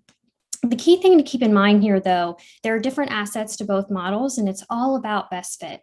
When we talk about Rotary membership, when we're trying to build a new Rotary club, or we're just trying to engage members, whether it be in Rotaract or Rotary, it is all about finding the place where people feel most comfortable to contribute, to thrive, and continue their Rotary journey. It is also another dimension of the Rotary experience. If you guys think about all of the immense changes that we've had in Rotary lately, we've got satellite clubs, e-clubs, passport clubs, any type of club you can imagine, it is being worked on in the family of Rotary. And Rotaract is simply another dimension of that experience. It is another channel, another way to meet young people on their terms to provide an experience that they're looking for, with the end goal being opportunity, sustainability, and making sure that we're providing equitable opportunities for people to engage in the magic of Rotary. So for us as Rotarians, this sounds great, but why exactly does it matter to us as members of Rotary? Well, there's a couple of reasons. The biggest one is around this word diversity. We need this sense of genuine inclusion in order to make sure that we're being as productive, as impactful, and as service-oriented as we can be as we work to serve our world, our local, regional, and international communities. In addition, this partnership between Rotary and Rotaract is actually how we achieve maximum relevancy. And the reason for that is, when I think about my network, it's very different from the network of that of a seasoned Rotarian. Not to say that one is superior to the other, but those differences actually allow our projects, our fellowship opportunities, our networking leadership opportunities to reach people within the community and the world that we may not have reached before. And that is relevancy. In addition, I love this quote here. I wanted to share it with you all. We are made stronger by the variety of experiences, opportunities, and channels to engage with Rotary that we offer. And that statement there just embodies, I think, what Paul Harris was just talking with us about.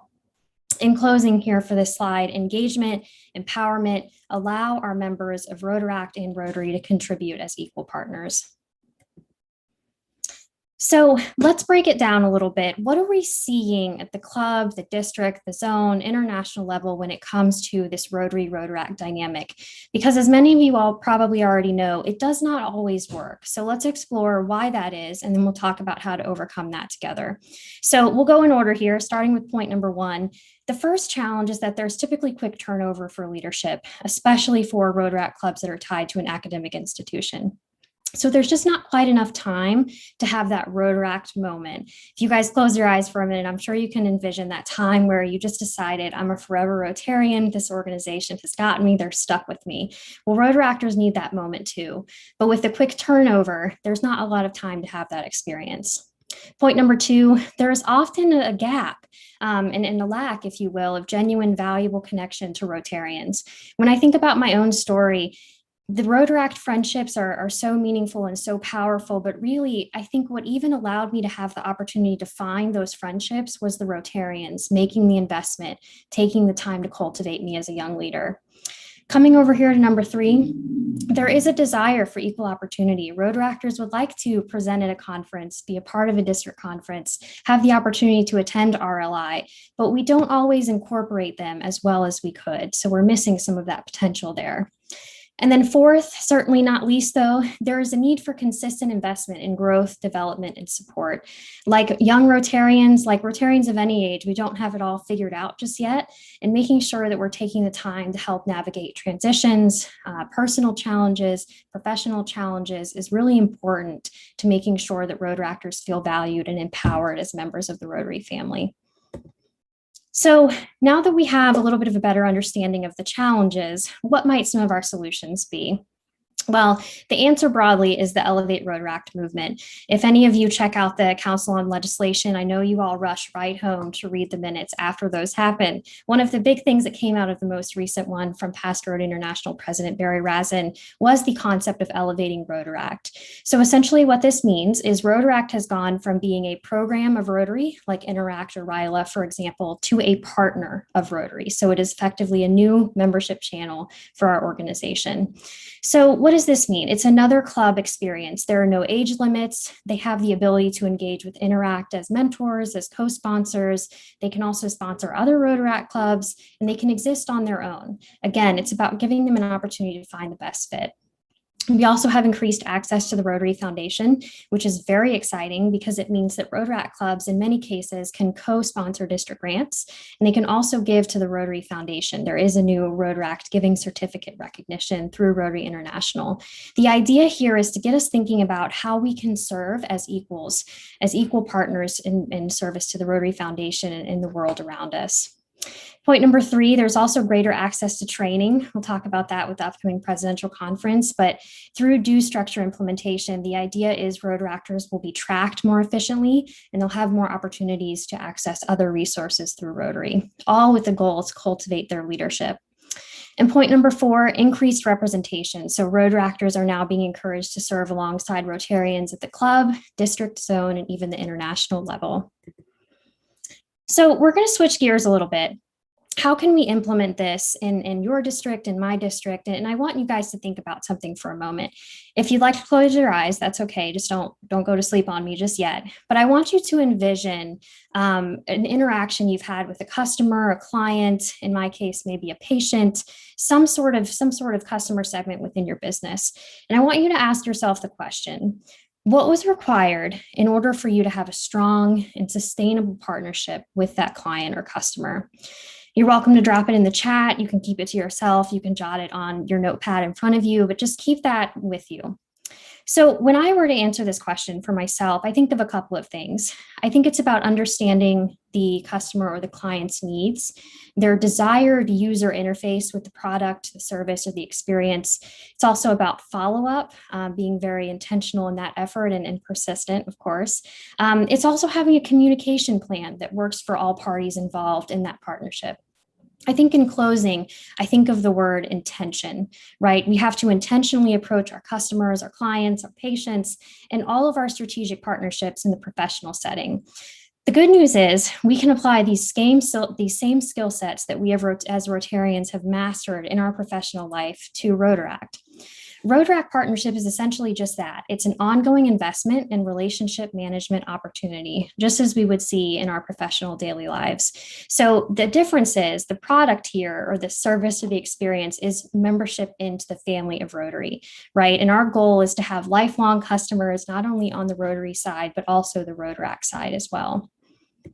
So keeping that at the forefront of our focus, what are some of the keys to Rotaract success? in order for us to maintain that genuine focus on relationship building that we've been talking about since the very first slide.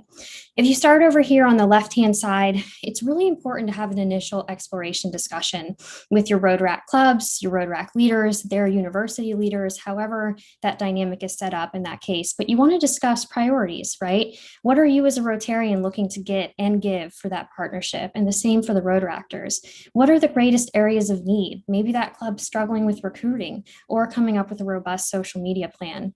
What are the expectations for working together? And what are some of the unique talents that each of you can bring to the table? Knowing that up front can help you more effectively work together as you go down the line. The second point is communication, just as we talked about on the last slide. Having some sort of charter agreement in place to build that foundation for working together. How are you going to communicate? How frequently are you going to communicate? What's the best mode of communication that's going to work for both sides of that partnership? This ensures continuity, accountability, and it also makes it easier to navigate periods of transition. For example, going through COVID-19 and trying to continue your club operations. In addition, having dedicated, persistent follow-up that is really centered around checking in on a human level. So not just, how did your last Rotaract Club meeting go? Or how's that recruiting effort going? But how are you doing finding a job? How are you doing with your interview prep? Whatever is going on in that Rotaractor's life, show care and concern for that, just as we would for members of our own Rotary Club. And that expectation does go both ways as well.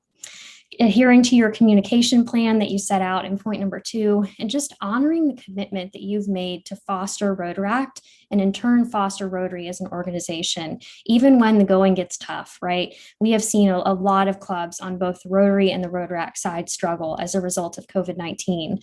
But if we make sure that our communication plans, our charter agreements, the foundation for our relationship and that partnership is solid, we can navigate any transition that we're facing. The last point, make sure you're focusing on opportunities for engagement, right? Whether it's collaborating a district conference, on a Rotary Foundation grant, or just on a project that you guys are both mutually passionate about. That collaboration creates space for growth, creativity, and that sense of entrepreneurship and innovation, while also inspiring, again, those lifelong customers or lifelong members of the Rotary family. When we take this a little bit broader, let's look at the district level. So what do we need from a district standpoint in order to ensure that our clubs are able to have the success that we just talked about on the previous slide?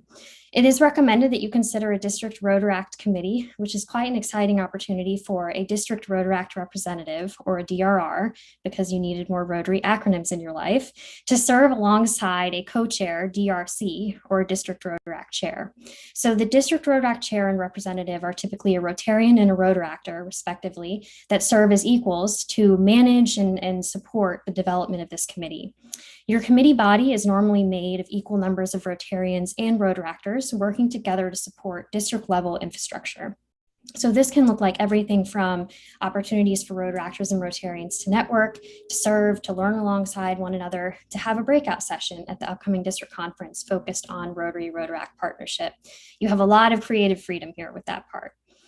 The third point here is about your Rotaract and Rotary clubs and truly understanding what are their needs, right? That needs finding assessment and understanding their interests, challenges, maybe where they're looking to have more growth or where they're looking to have moments of opportunity, making sure that those needs and those perspectives are represented and shining through in all of your district programs will help you ensure, again, that word relevancy and making sure that your clubs are supported to weather any transition, whether it be COVID-19 or any others. And last, we encourage interaction with other committees, right? Rotaractors and Rotarians, we have such a broad skill set. There's a lot that we can do together, and it doesn't have to necessarily remain in the Rotaract lane, right? Rotaractors can serve on your membership committee, your public image committee, your foundation committee. There's a lot that we can do together, and we encourage you to explore all of those options. Taking it a step further, there is an option as well to have a district think tank. So this concept is really about fostering dialogue, making sure that we're training our Rotaractors to then in turn train other Rotaractors, right? Train the trainer to make sure that our Rotaract clubs are understanding the dynamics of Rotary, the opportunities in Rotary, all with the goal being to help them have that Rotaract or Rotary moment that makes them a lifelong member. At the district level, we also want to ensure that we're providing support advising, and training to Rotarians and Rotaractors to make sure those partnerships are strong and sustainable. So switching gears a little bit more, we'll just continue taking this up the ladder here. We're going to talk about the zone level of Rotaract and the opportunities that exist for us to support you as a district and as clubs and members of Rotary. So another Rotary acronym, I am sorry, but bear with me here. An MDIO, or a multi-district information organization, is basically the zone level of Rotaract. So it is an opportunity to connect Rotaractors and Rotarians at the zone level as we create infrastructure to train districts on how to effectively navigate these partnerships for maximum benefit. So it really is our chance as a zone to support one another, to support and elevate the goals that you as a district and a club have for Rotary-Rotaract partnership. You are in luck. Our region of the Rotary world does have an MDIO. We are called Ascension Rotaract Network, and our mission is quite simple. It is just to make sure that you as Rotarians and any Rotaractors in your district, current or future, are feeling supported in your goals and are able to work through any barriers, any obstacles, as well as uncover any opportunities that you're looking to have. We do work with Rotaractors and Rotarians in zones 28 through 34, which is quite a broad network. I will say most of our districts are from the eastern half of the United States at this point. So with that in mind, I wanted to introduce you to the team, because we would love to work with you guys in the future. This is our executive board. We do practice skill set role matching. So in other words, we pulled each of these individuals based on a certain experience or a certain skill set that they have that our districts need. So for example, Lydia up here in the top left, she has a lot of experience with forming e-clubs. So she specifically is a member of an international e-Rotaract club. So she talks with districts about functioning effectively in the virtual world, which has been so important for COVID. So we are able to serve the zone 28 through 34 family at all levels with this team, and we hope to be able to do the same with all of you. So that you can know a little bit what this MDIO is about, we focus around these three pillars. Every opportunity that we offer stems from these three ideas, because we really have identified these as being the ones that allow Rotaractors and Rotarians to have that Rotary moment. So the first one is mentorship, second is education, and the third is connection. So we provide a mentor match program for Rotaractors and Rotarians to engage in two-way mentorship of one another across the eastern half of the United States. We provide access to workshops with some of the best and the brightest of Rotary and Rotaract. We also provide conferences, which we'll talk about in a moment, and opportunities for Rotaractors and Rotarians to connect meaningfully and intentionally to help build those relationships. So how does this apply to you as members of Rotary of this newly formed district? How do we move forward together with these ideas? So I wanted to leave you with a couple of strategies for progress to do just that, and to answer that question. We have a plethora of resources available via Ascension, not only in the form of individuals, but in the form of presentations, slide decks, Canva graphics, you name it, we have it, and we're more than happy to share. And we're more than happy to take your ideas as well and provide a platform for you to share and to use your voice to show other districts what's worked for you in hopes that we can help elevate their goals as well. We also encourage Rotaract representation. So identifying individuals within your club who want to represent Rotaract outside of the club, whether it be at the district, the zone, or the international level. We also encourage you to keep that idea of communication in mind. So discuss having your Rotaractor be a non-voting member of your sponsor club's board. Have a Rotarian be a non-voting member on the other side of that dynamic as well. Set your communication goals early and set those standards for partnership up front, so that way you can weather any transition together. And last but certainly not least, get creative. Just like Rotary, Rotaract is constantly evolving. We have a lot of opportunity here to be creative and innovative to craft the ultimate Rotary-Rotaract partnership. And in closing, I wanted to formally invite each and every single one of you to the conference that Sean was mentioning briefly earlier. We have the pretty incredible opportunity to work with President Holger himself on crafting, developing, and ultimately delivering the Rotary Presidential Conference Series USA. We were one of 3 host sites from around the world that was selected to put one of these on. So we're tremendously honored, very excited. The dates are coming up quick. It will be May 14th through 16th, so right around the corner via Zoom. And and we would love to have you guys join. The theme is collaboration through relationship building. How perfect, right? So we would love to have you guys tune in. It promises to be a great event. We have done a lot of creative things, I will say. This is a crossover event with the Zone 33 Leadership Seminar. We wanted to do it this way to show that Rotaractors and Rotarians can do everything from planning, implementing, and putting on an event together the day of. We'll have joint led and attended breakouts. So each one of our sessions has a Rotaractor and a Rotarian working together as co-presenters. There will be a virtual fundraiser that promises to be a ton of fun, but also benefit the Rotary Foundation Disaster Response Fund. We will also have speakers from all over the world. If you check out our website, which I'll link over here in a minute, you can check out all of our speakers, read their bios, and get really excited.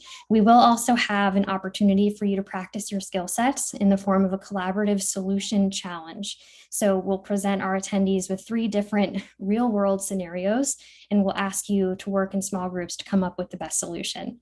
So it will be a wonderful time. I hope to see all of you there. If you check out the link here, you can read about our speakers, read more about the program, and sign up for the event. But we encourage you to hurry. Registration is only open until the 7th. Beyond that, though, I'm here should you guys need anything at all. Feel free to email us here, contact me directly, whatever is best for you. Any way that I can support you and your Rotaractors, I'm more than happy to. So with that, I will go ahead and stop sharing. I'm happy to take any questions, but thank you all so much for having me. Alex, that was fantastic. Again, like the last session, everything's blowing up around me. Our social media is blowing up. My phone's buzzing off the table. We've got some questions if you have time to answer a few, if you don't mind. Absolutely. And I'll take them in the order they were submitted. The first one says, I know we're starting to build more Rotaract opportunities and awareness in our district. Is there a Rotaract chair network among the other districts in our zone? That's a great question. So I think Ascension does connect the different chairs and the different representatives. So it absolutely would be possible for the chair of your district to connect with other chairs within the Zone 33 and even 34 network. So absolutely. And I think that's important because that chair role it can be tough to navigate all of the mechanics and figuring out exactly how to have a successful term. So yes, we can absolutely connect to the network that we have. Great.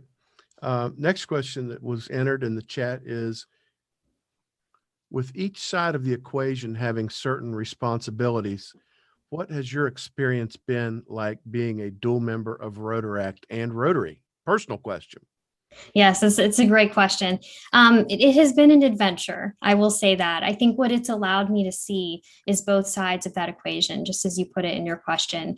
I think it's allowed me to appreciate the unique value on each side and communicate that more effectively to Rotaractors and to Rotarians, or, vice versa.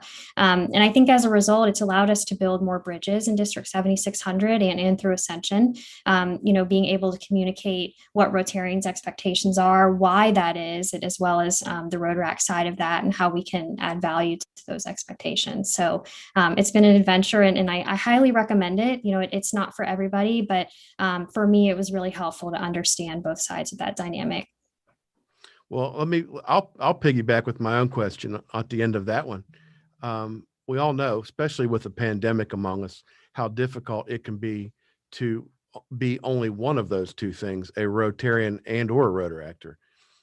I kind of know the answer to this question already, but I'm setting you up anyway because I know you as well. How do you have time to be both and do everything else that you're doing? Lots of lists, good time management, both skills that I learned from Rotarians. I think additionally a lot of support. I don't do any of this by myself. And there is a Rotarian I can think in every scenario, every challenge, cheering me on and offering support and encouragement, and it truly does make all the difference. Great. We've got one other question I'll ask you real quick. Who should attend the presidential conference in 2 weeks? Great question. Everybody. Your experience level doesn't matter. It's fully open to all Rotarians, Rotaractors. We do have some interactors attending as well. We have some external guests coming to speak. So it's not just a Rotary and Rotaract. If you have someone who's a potential member or a brand new member, they're more than welcome. It doesn't matter what roles or offices you've held. It's open to everybody, but registration is capped at 1,000 though. So you'll want to hurry. Okay. We just had one more question come in, if you don't mind. Sure. what is the connection between the Rotaract chair and the membership chair in your district? That's a great question. For our scenario, since I'm the district Rotaract chair, I also serve on the district membership committee, which has been really helpful because it allows us to understand what experience our Rotaractors are looking for when they're ready to make a transition to Rotary. So having that direct line of communication with the membership chair, who of course has their finger on the pulse of all of the different models and opportunities within the district, has allowed us to more effectively plug in Rotaractors, whether they're looking for a project partner or they're looking to make that transition. So you're spot on. That is a key connection to have. Great. That seems to be all the questions in the chat, Alex. Unless you've got any closing comments you'd like to share with us. Sorry, Sean, go ahead. No, I would just say I would certainly like to thank you for being here. Absolutely. It's been my honor. Thank you all so much for having me. Great.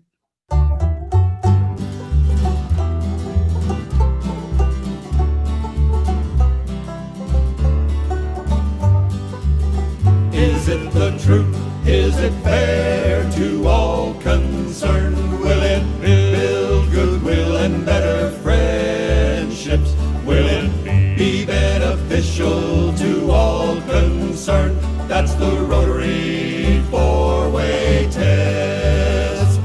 Now many years ago, in 1932, his company was headed down. He knew not what to do.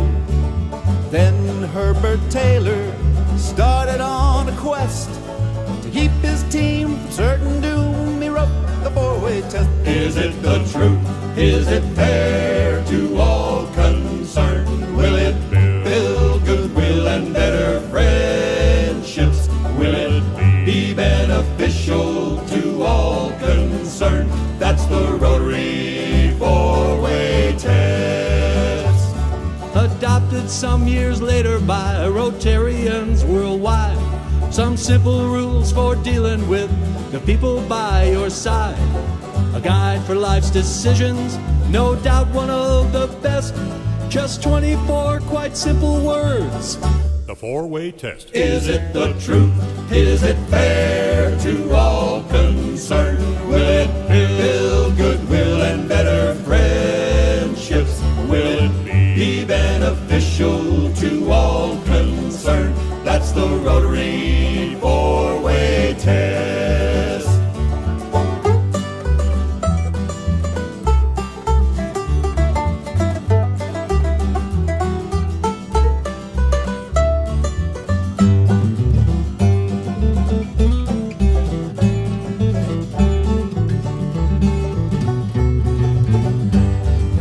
In the class or on the playground with your friends at school, you'll find that hurtful words and actions really aren't too cool. Or on the playground with your friends at school, you'll find that hurtful words and actions really aren't too cool. So as you make your choices of what to do or say, remember that old four-way test and you will be okay. Is it the truth? Is it fair to all concerned? Will it build goodwill and better friendships? Will it be beneficial to all concerned? That's the Rotary four-way test. And will it be beneficial to all concerned? That's the Rotary four-way test.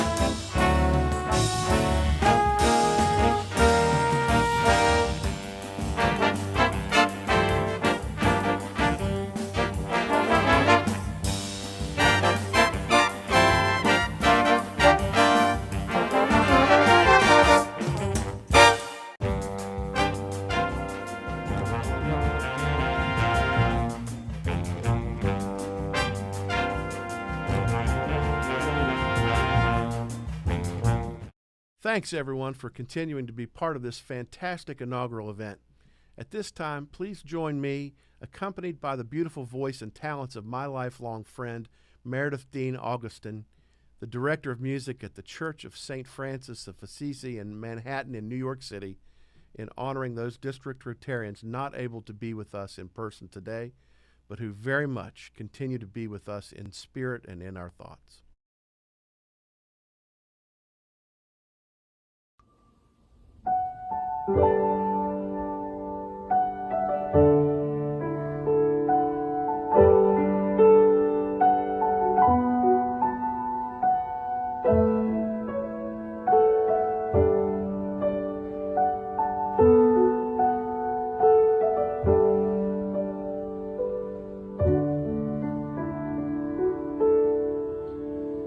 Turn our hearts, turn our minds, make us branches holding fast to the vine. Patient keeper, draw us to your tender mercy, tree of life.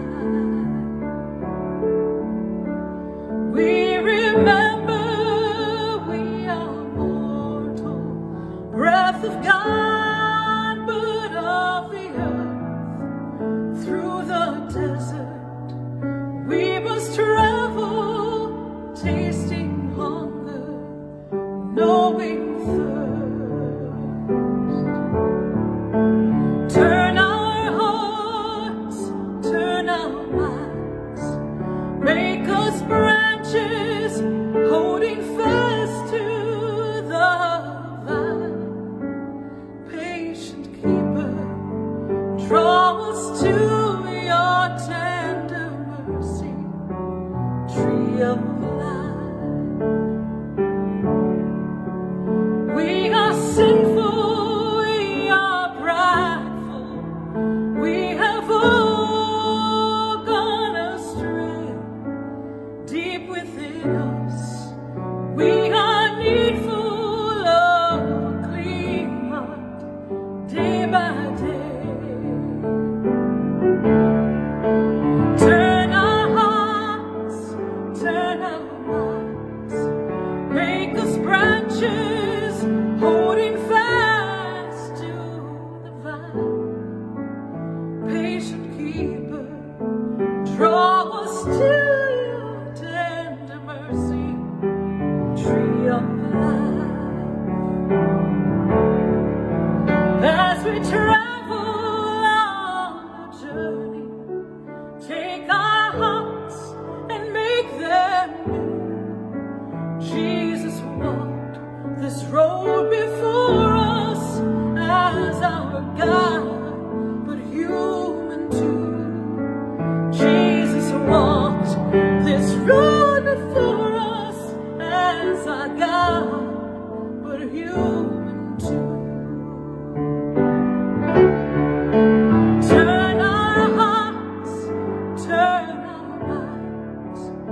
make us branches holding fast to the vine. Patient keeper, draw us to your tender mercy, tree of life. Patient keeper, draw us to your tender mercy, tree of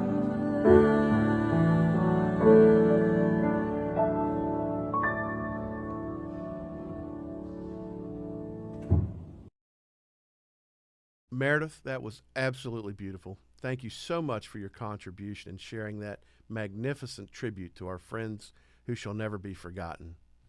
And now, as promised, in their honor, it's time for a little fun. At this point, I would like to turn over the mic to our friend Megan Davis, who is not only going to help educate us on the issues of hunger and food insecurity, but also the way all of us can help eliminate it in true competitive Rotary fashion. Megan, it's all yours. Hello, everyone.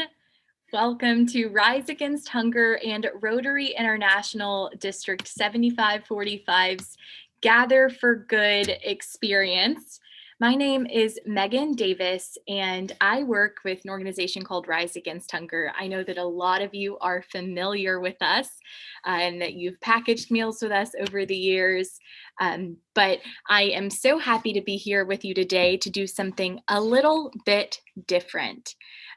Over the next hour, we are going to spend some time learning a bit more about Rise Against Hunger's mission and also playing a bit of trivia. But first, I just want to say on behalf of Rise Against Hunger and the communities that we serve around the world, I want to truly thank Rotary International and especially your district for your commitment to supporting Rise Against Hunger. And I want to thank all of you for taking a bit of time out of your day to join us this hour as we learn more about our mission to end hunger and how you as Rotarians and this district are part of that mission. So I'm going to go ahead and share my screen here so that we can get started with our presentation.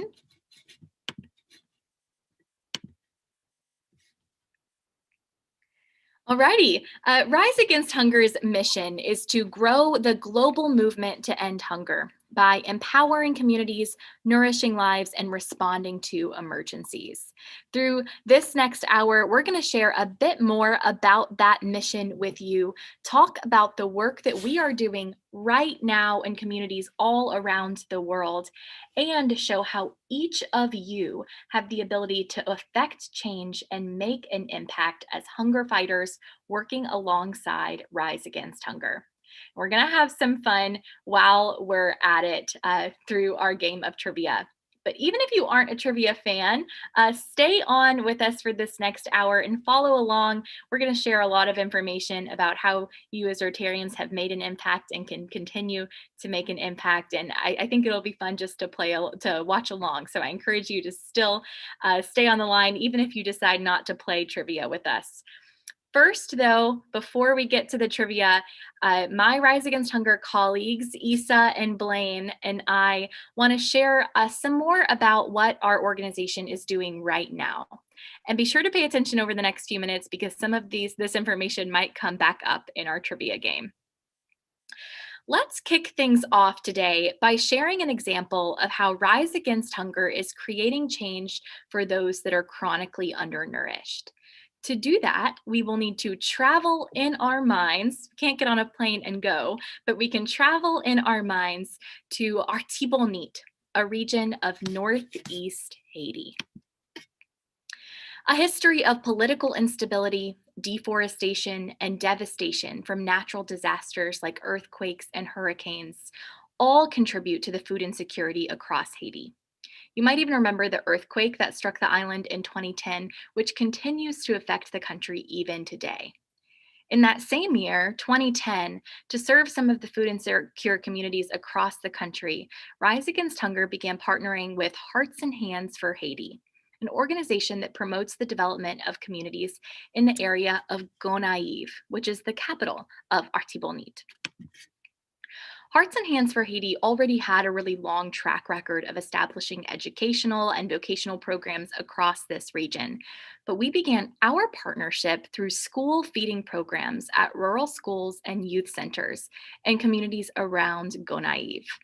For many of the students attending the rural primary schools that Hearts and Hands for Haiti supports, the meal they eat at school might be the only meal they receive that day, as their families might not have sufficient access to food. Despite the threats and challenges to food security in the area, we're able to ensure that students at 11 rural schools across the Gonaive region and at Hearts and Hands for Haiti's Children's Home, as well as adults attending local vocational training programs, have been able to receive the immediate nourishment that they need to build healthy lives. But our partnerships in Haiti didn't stop there.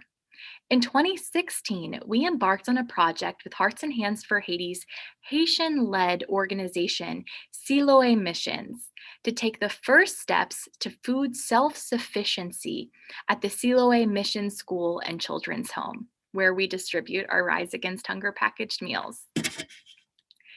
Through the Siloé Agricultural Development Initiative, we established 2 water wells, a 5-acre farm, an irrigation system, an aquaculture system to produce both fish and leafy greens, and hired an agronomist to teach the community valuable techniques to improve and increase production.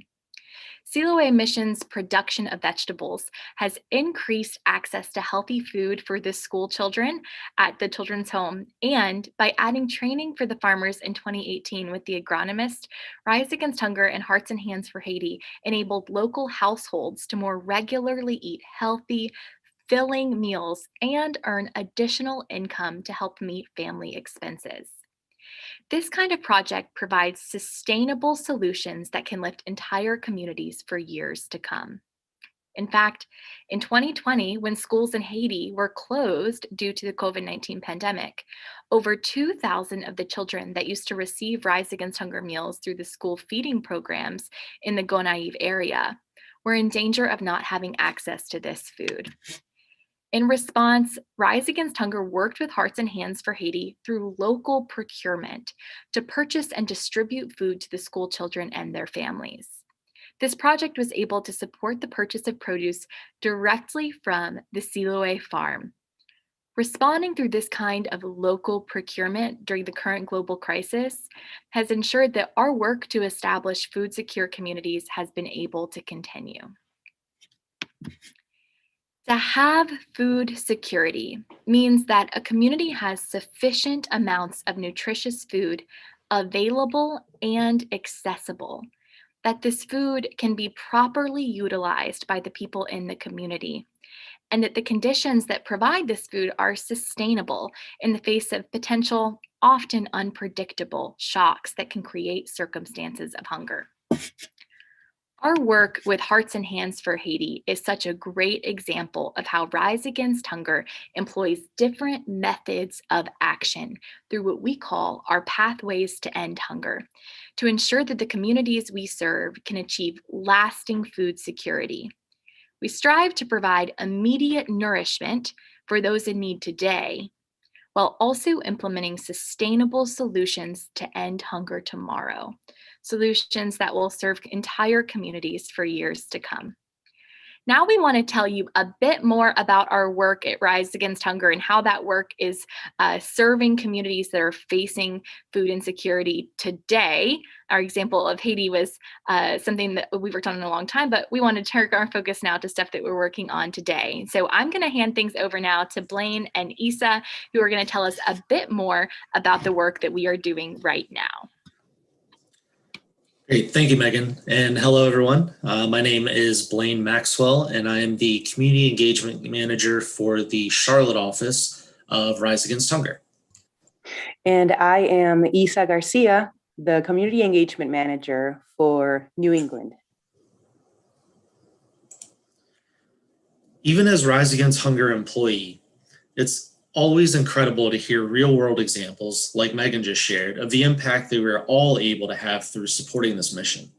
Whether it's packaging meals that are distributed through school feeding programs, fundraising to support agricultural projects or local procurement efforts, or encouraging friends, family, and peers to join our mission. There are so many ways that we can all take action to engage our communities in ending hunger. At Rise Against Hunger, we believe that by aligning with other organizations serving the United Nations Sustainable Development Goal number 2 of ending zero hunger, we can mobilize a global network of hunger champions to affect change by supporting programs that provide nourishment to those in immediate need, respond to crises that have threatened food security, and establish sustainable food systems. These different focus areas are what we call our pathways to end hunger. The first of these pathways is nourishing lives. Through this focus area, Rise Against Hunger is providing access to millions of meals around the world annually. We work to engage our local communities in this process by facilitating experiences where volunteers package millions of meals everywhere. Our meals are then distributed through in-country partner organizations like Hearts and Hands for Haiti, where our partners can ensure that the meals best serve communities facing severe food insecurity. We also work with these partners through programs that support local procurement, like what Megan mentioned, has helped to ensure meals for students across Haiti in recent months. By providing grants and vouchers, we are making sure that food in local markets is accessible to people in these communities we serve. Rise Against Hunger currently supports these Nourishing Lives programs in 12 countries around the world, providing nourishment as well as education, skill training, or health services that support difficult journey out of poverty. With help of our volunteers and donors, our meals support children's attendance at school, incentivize adults to learn a new trade, or bolster patients' health. All of these are strategies that transform the lives of these meals, transform the lives these meals touch. Each Rise Against Hunger meal box contains over 200 servings and costs just $75. So think about the impact that just a single box can make through a school, a clinic, or another community type center. Absolutely. And I know that some of you have volunteered with us to package meals with Rise Against Hunger before. It is through support of partners like Rotary International that we are able to make an impact through this pathway. Your district alone has packaged over 500,000 meals to help support some of our Nourishing Lives programs in Zambia, Eswatini, Nicaragua, and more. These meals, along with the additional donations you have made to our mission, are so important in building food-secure communities around the world. The meals you have packaged over the years have made an incredible impact in communities around the world. The meals packaged in 2019 were distributed by our partner, Global Links in Nicaragua, where they served expectant mothers and young children at the Global Links Maternal Center. By providing expectant mothers with access to nutritious meals, healthcare, and guidance for motherhood, Rise Against Hunger and Global Links are working to break the cycle of poverty and create a better life for generations to come. While we're not packaging meals together this year, you're still contributing to this impact by supporting projects like our local procurement efforts and some of the efforts in our other pathways to end hunger.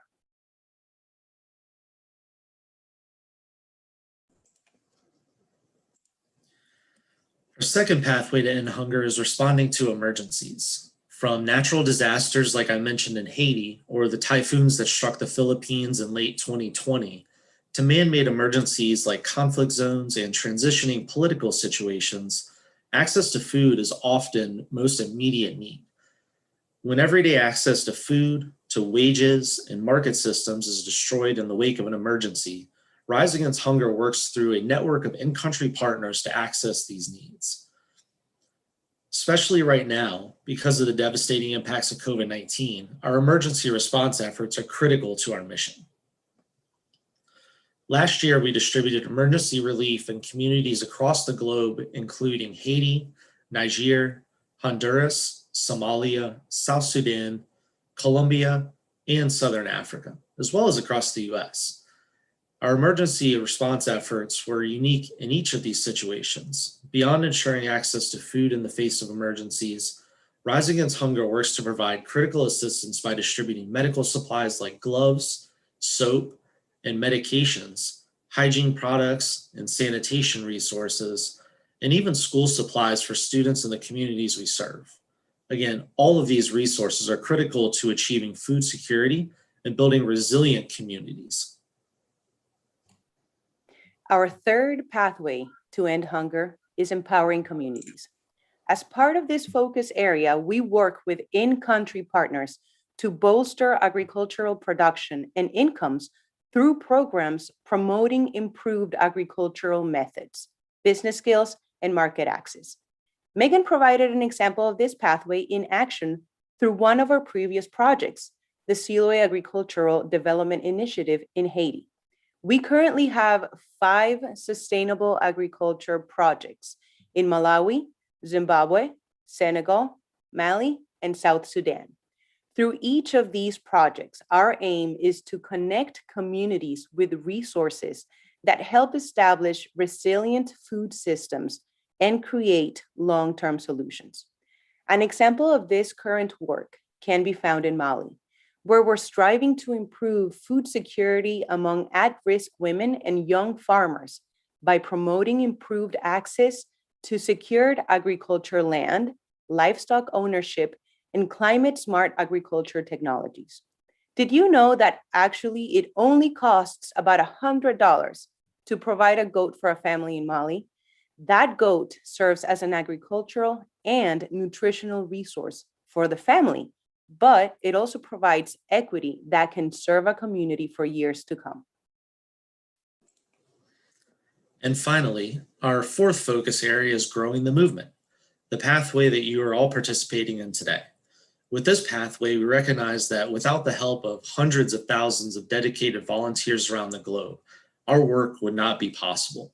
With your support, be it through meal packaging events, spreading awareness about our mission with friends and family, supporting our current efforts with donations, or through volunteering your time, we know it's possible to see a world without hunger. And that is our work. Well, a quick synopsis of our strategies to end hunger. Thank you so much for your continued support. It means so much to our team and our partners around the world, and most importantly, to the people that we serve. A big shout out to the team that organized this conference. It's truly incredible to see everyone coming together in this way, and we are so thrilled to get to be a part of it. Good luck with the trivia. Now, I would like to turn the virtual podium back over to Megan, our trivia extraordinaire. Wow, thank you so much, Isa and Blaine, for sharing a bit more about Rise Against Hunger's mission with us. I think what's so awesome about what they shared is that it's really easy to see how each of us can make a lasting impact in food insecure communities around the world. Rise Against Hunger is working to engage hunger champions in so many different ways, be it our meal packaging experiences or participating in events like this, where we have the opportunity to learn about how our local communities can contribute to ending hunger while also supporting that work. I hope you all enjoyed hearing a bit more about our mission, and I also hope you were listening, because now it's time to put that newly gained knowledge to the test with some trivia. But first, let's go over the rules of our game. So we are going to ask, well, actually, this doesn't really apply here. You don't have to worry about keeping your lines muted, but please follow along in the chat. We're going to be posting some things there throughout the game, but if you have any questions for us, follow in the chat. Isa and Blaine are going to be able to answer right there with you. So please follow along there and don't be shy. The way that we're going to play our trivia today is through a platform called Kahoot. So if you have your mobile device handy near you, or if you're on your computer, watching the conference from your computer, we're going to go to Kahoot on an internet browser. So on your phone, you can either use Safari or Google Chrome or whatever you like to use on your phone. Or if you're on your computer, same thing, just make sure you do it in another tab so that you can still see the conference streaming as we're going, so you can switch back and forth if you need to. But I'll explain more about that in a minute. Once we get into the game on Kahoot, it's gonna ask you for a PIN number, which I'm gonna provide, and then it'll give you a chance to put in your name. Please put in at least your first name so we know who everyone is that is following along with us. And the way that the game is going to work, you're going to have an opportunity to earn points if you answer questions correctly, but you're going to get more points if you answer questions quickly. So make sure you answer the points correctly and as quick as you can. No searching for answers online. You have to rely on your listening skills and your trivia knowledge. And then if we have any questions or disputes today, I'll be our judge, making any game time decisions. And lastly, please invite others to play along with you if you're there. If you have people with you, you can join from multiple devices, or you can all join from the same device and just contribute together.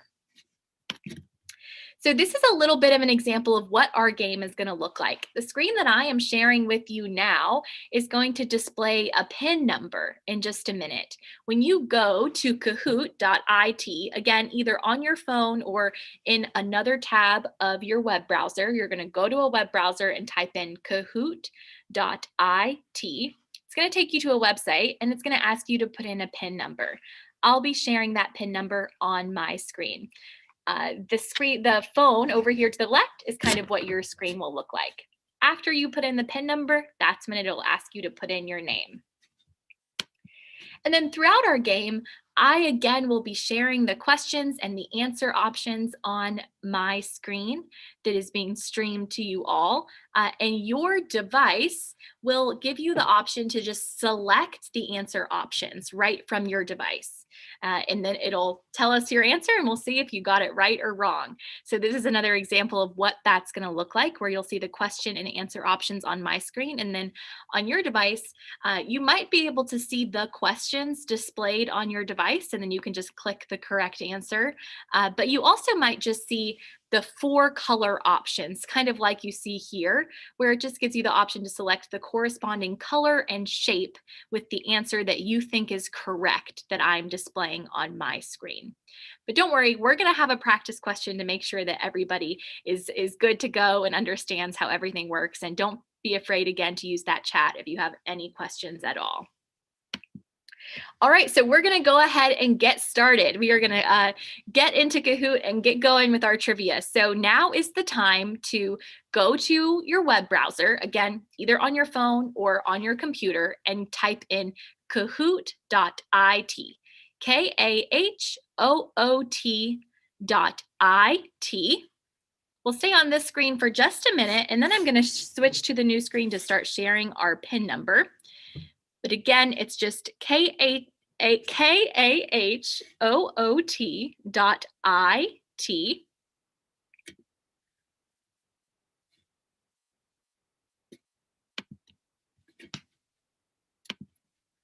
All right, and so now here is our PIN number. Should be able to see the PIN number on my screen now. It's 6804046, but we'll just hang out here to see if we have anyone that's playing along in our game. I see our district governor, Sean, has joined us. Hello, Sean, welcome to the game. Now we have to see if anyone else is going to join and compete against him. We have Dennis and Nick are rising to the challenge. And here's Julie joining us. We'll give it a couple more minutes to see if we have any more takers, but the good news is that the PIN number will stay up on the bottom of the screen throughout the entire game. So if you're following it along and you think it looks like fun partway through, feel free to jump in and join the game at any time. All right, looks like we're up to about 10 players here. It looks like somebody has put in the PIN number as their name, so I'm not entirely sure who that is, but if you want to comment in the chat, if you think that was you, then we know who you are as we go along, so we know if you're earning those points or not. We want to give credit where credit is due. We'll give it just another minute here before we get started.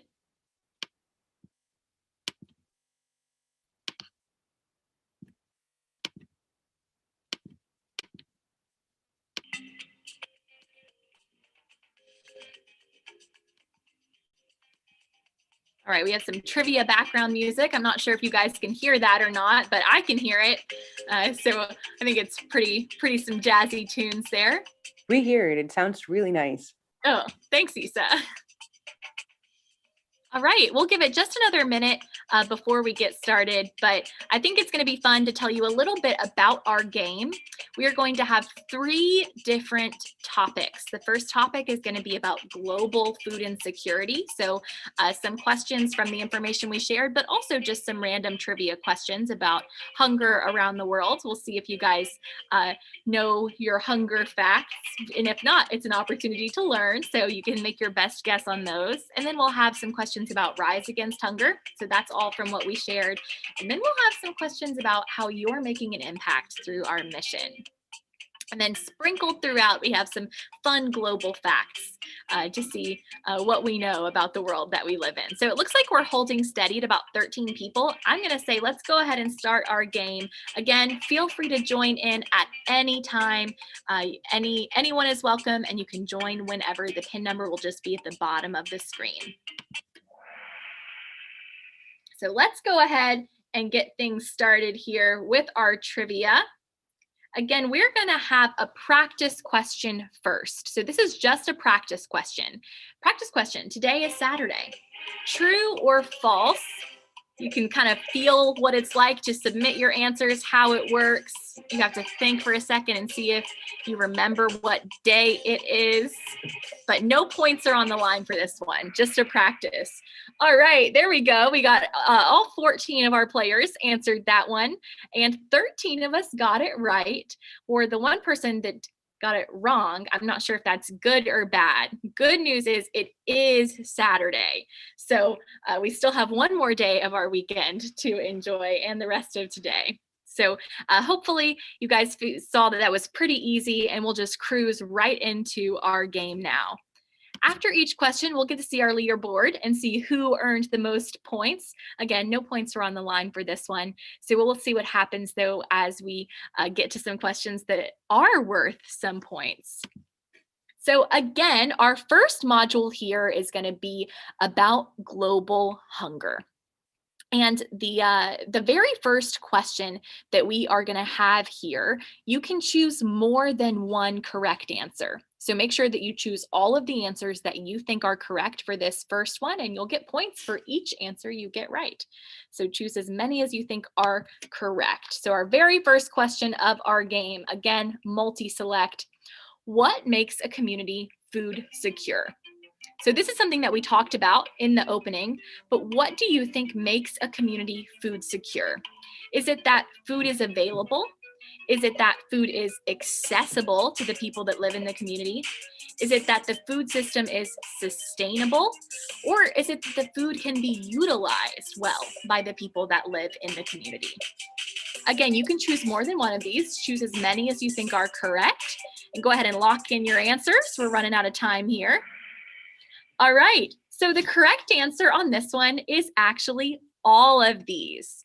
So you got points right for each answer that you got correct, but all 4 are correct. Food security means that there is nutritious food available in a community, that the people that live there have access to this food either through purchasing power or another means like Rise Against Hunger meals, that their bodies and circumstances are healthy enough to utilize the food for nourishment, and that the source of the food is sustainable.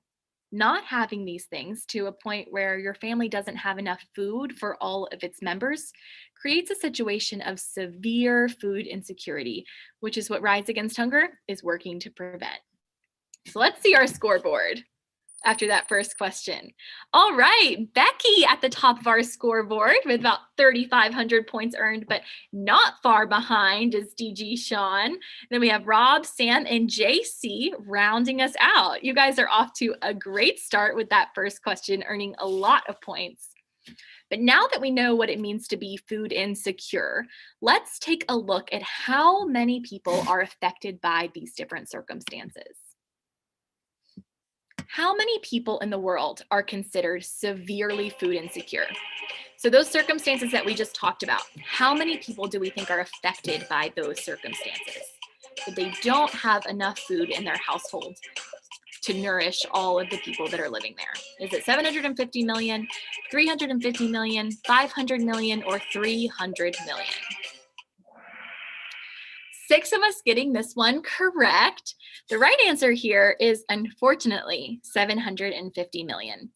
The Food and Agriculture Organization reported in 2020 that 750 million people are affected by food insecurity to the point that they go without the food that they need. Things like political instability, natural disasters, climate change, lack of market access, and many other factors are the different drivers of hunger that can create these circumstances of food insecurity, leaving 690 million people worldwide chronically undernourished. It's for those 690 million people that we are working to alleviate hunger and that we're here having some fun while we do it today. So let's see our scoreboard after that second question. DG Sean taking on the top spot with that one. Well done there, but it's still a close game. We have Rob, Sam, Kim R, and Becky still on our leaderboard there. And it looks like 6 players have gotten all 3 questions correct so far. So well done there. For our next questions, we're going to take a look at what those different drivers of hunger might be. But first, a fun fact. What continent has the largest population? What continent has the largest population? Europe, North America, Asia, or Africa? You got about 5 seconds left to lock in your answer. Time's flying on this one. All right, the correct answer here is Asia. Asia has the world's largest and most populous continent with over 4.4 billion people. Asia also has the largest number of undernourished people in the world. In Western Asia, countries like Yemen are experiencing rising rates of hunger due to conflict and instability. Rise Against Hunger is working to address acute hunger in Yemen through some of our emergency response efforts, actually, right now. All right, let's see where we are there after our fun fact question. DG Sean seems to be unbeatable right now, but it's a long game. We'll see what happens in the end.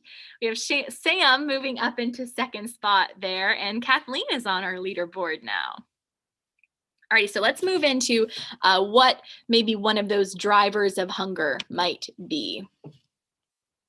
Enough food is produced around the world to feed how many people each year? How many people can we feed with the amount of food that we're producing? Is it 10 billion, 8 billion, 7 billion, or 9 billion? Just make your best guess on these questions. I know this isn't information that we shared, but it's just some trivia questions to help us think about hunger and what we need to do to end it. All right, you guys are quick on that one. The correct answer there is actually 10 billion. While we technically produce enough food to feed around 1.5 times the global population, we still don't have the ability to properly nourish those people. Most of the food that we produce around the world is grain, which is often first used for another purpose like fuel or livestock feed. But then beyond that, grains are mainly a source of carbohydrates that might provide a filling volume of food, like when we have a plate of pasta or a big plate of rice, but they don't provide proper nutrition on their own. We can't eat that every single day and be properly nourished. That's why it's important to invest in sustainable agriculture projects that can provide resilient, diverse food systems and that can nourish communities for years to come, while also ensuring that we're assisting food distribution where immediate nourishment is needed today through Rise Against Hunger packaged meals or local procurement efforts. So let's see our score on this one. DG John's still holding it down, but Rob into second spot on that one. That one was a little bit of a tough question, but it helps us think about why Rise Against Hunger operates in the way that we do. So let's go to another fun fact question about this one, although I don't know that it's a fun fact, but it is a global fact. Which of the following faces the greatest risk of natural disaster? So which country faces the greatest risk of natural disaster here? Is it Honduras, South Sudan, Philippines, or Burkina Faso?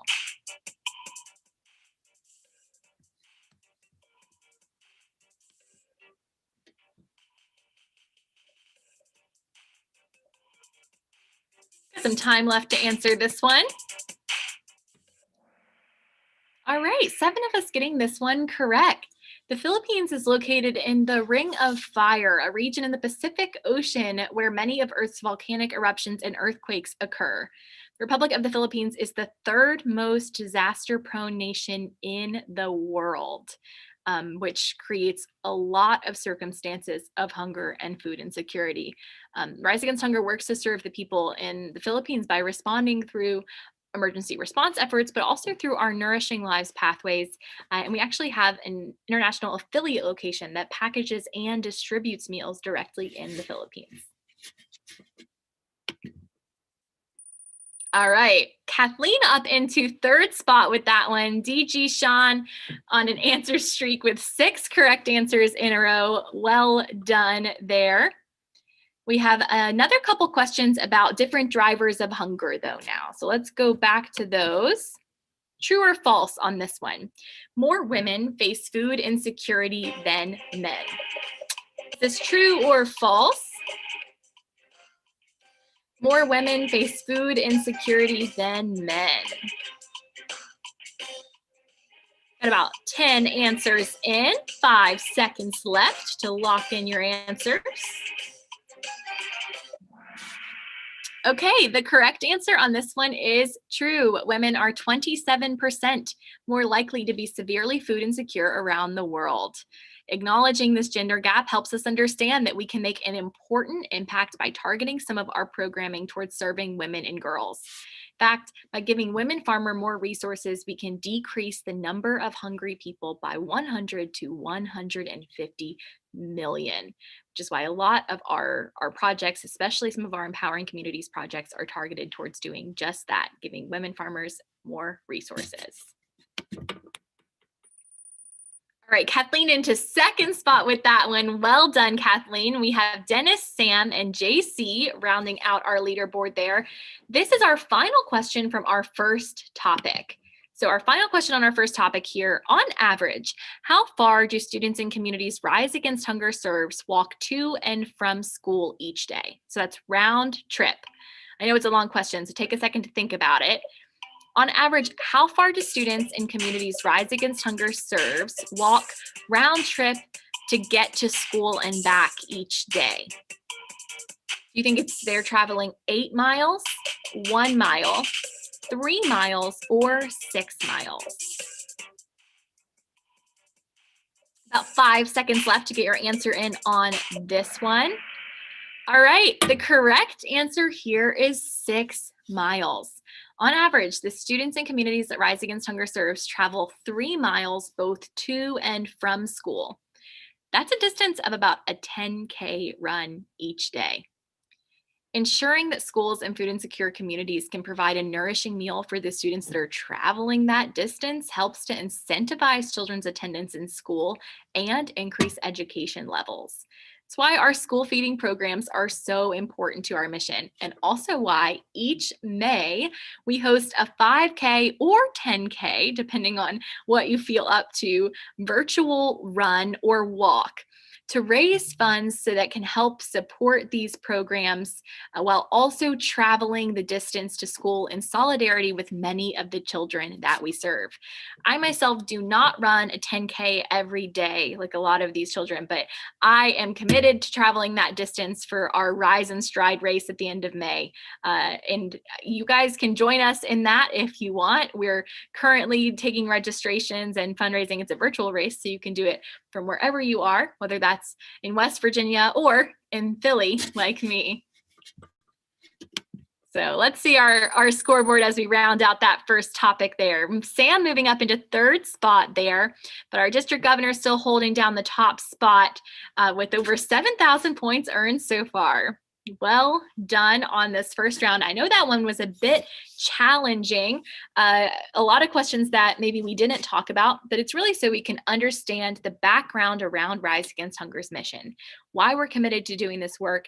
And I think a lot of those questions also help us understand why Rotarians are such big supporters of this mission. You can see the different focus areas of Rotary International coming out in some of the things that we are working towards, the things that we're targeting, the different drivers of hunger, which is why we're such great partners in this mission. And I'm grateful that you guys are here having some fun with us and playing along and you're willing to learn a little bit more. Now we are going to move on, though, to Rise Against Hunger's mission specifically. So now we kind of know what the problem is and what's driving the problem, but what is the solution? So we're going to think back to the information that we shared at the beginning, or maybe information you've learned at meal packaging events over the years, if you've had the opportunity to package meals with us. And we're going to look at how we're making an impact through our mission. We're going to start off with another question where you can choose more than one correct answer. So again, choose all the ones that you think are correct on this first one here. What are Rise Against Hunger's pathways to end hunger? So Blaine and Issa shared these with us. I also I mentioned a couple of them a minute ago, but what are our different pathways to end hunger? Is it responding to emergencies, growing the movement, nourishing lives, or empowering communities? Choose as many as you think there are. You guys are awesome. Maybe you learned from the first one, but all 4 of these are correct. These are our pathways to end hunger. We believe by working through these different focus areas that we can build a global movement to end hunger by serving those that are in immediate need and also providing those sustainable solutions to end hunger tomorrow. Let's see, lots of points earned on this one. Big point jumps all across the board. JC moving up into 4th spot with that one. Well done. So now we have some questions about our different pathways. So we're going to have a question about the different pathways. But first, another global fact. How many medals has Zimbabwe won at the Olympic Games? Do you think it is 2, 4, 8, or 6? How many medals has Zimbabwe won at the Olympic Games? The Olympics are coming back this year, 2021 in Tokyo. We'll see if they can add any to this, but currently that number is 8. Zimbabwe has won a total of 8 medals in 2 sports, hockey, field hockey, that is, and swimming. And it may seem a bit random that we have a question about Zimbabwe, but Zimbabwe is one of the countries that we are serving through one of our Empowering Communities projects that we'll talk a bit more about in a minute. So let's see here who got this one right. Sam and Becky moving up on our leaderboard there. And it looks like Nick, who hasn't quite made it to the leaderboard yet, but is on an answer streak of 6. So well done, Nick. Maybe we'll see you on the leaderboard soon. Let's move into our next question here about our volunteer packaged meals that help serve our Nourishing Lives pathway. So how many servings are in one Rise Against Hunger meal box? So think back if you've packaged meals with us before, we shared it in the beginning, or just make a guess. How many meals are in one single box that you see there? Is it 150? There we go. You guys beat me to it. It is over 200 meals in that single box. Through our Nourishing Lives pathway number 1, we distribute our volunteer packaged meals through hospitals, clinics, or school feeding programs. Each Rise Against Hunger meal box contains 216 servings. That is enough to feed a school student for an entire school year. One box only costs $75 to make. Probably takes 30 minutes to package if you were packaging by yourself. Can feed a child for an entire school year. Thinking about that impact is so incredible. So let's see who got this one right. Lots of points earned, and JC skyrocketing up into 3rd spot there. Nick building on that answer streak. So now that we understand the impact of one single meal box, let's look at how we can continue to serve school feeding programs during this challenging time when a lot of groups like yourselves aren't able to come together to package those meals. This is going to be another one where you can choose more than one correct answer. How is Rise Against Hunger continuing to provide school meals during the COVID-19 pandemic? Are we mailing cookies? Is it through local procurement of food? Is it through the distribution of volunteer packaged meals? Or is the answer that we can't? Which of these do you think are correct? Again, you can choose more than one if you think more than one is correct. A little bit more time on this one. Still have about 5 seconds left to get your answers in. All right, so the correct answer on this one is both through local procurement. We talked about that, how that's been serving students in Haiti, especially over the past few months, but also in countries around the world, other countries around the world. But also we do still have some volunteer packaged meals. I'm actually at a meal packaging event today. I stepped out for a bit to hang out with you guys, but we have some groups that are safely distanced, coming together to package meals. But where we can't package meals, that's why we can still ensure that we're serving our school feeding programs through local procurement. So you're still making an impact even if you can't come together to package them. Unfortunately, we haven't figured out the mailing cookies thing yet. It's something I'm personally working on though. Gonna figure out how to get them through customs. All right, we have Kathleen and Becky moving up on our leaderboard there. Well done to you both. All right, so let's see. I think we have another global fun fact on this one. What is the world's largest river by volume? The world's largest river by volume. Is it the Nile, the Amazon, the Congo, or the Yangtze?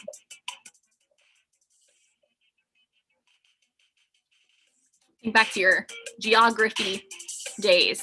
Middle school geography, I'm not sure when you learned that. It's been a while, so I'm thinking maybe middle school. But yeah, the correct answer on this one is the Amazon. A lot of people believe that the Nile River is the longest in the world, even though the Amazon is the largest by volume. But some people actually think the Amazon is a little bit longer too, depending on where you consider its starting point. So a little bit of discrepancy in the global geography world, but the Amazon is bigger by volume. But all of these rivers, especially the Nile and the Amazon, support so many people. They provide water and soil enrichment that support so many people across South America and Africa as well. It's cool to think about the impacts of these great natural wonders.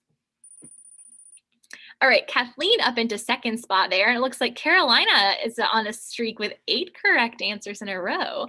We will see Carolina on our leaderboard soon.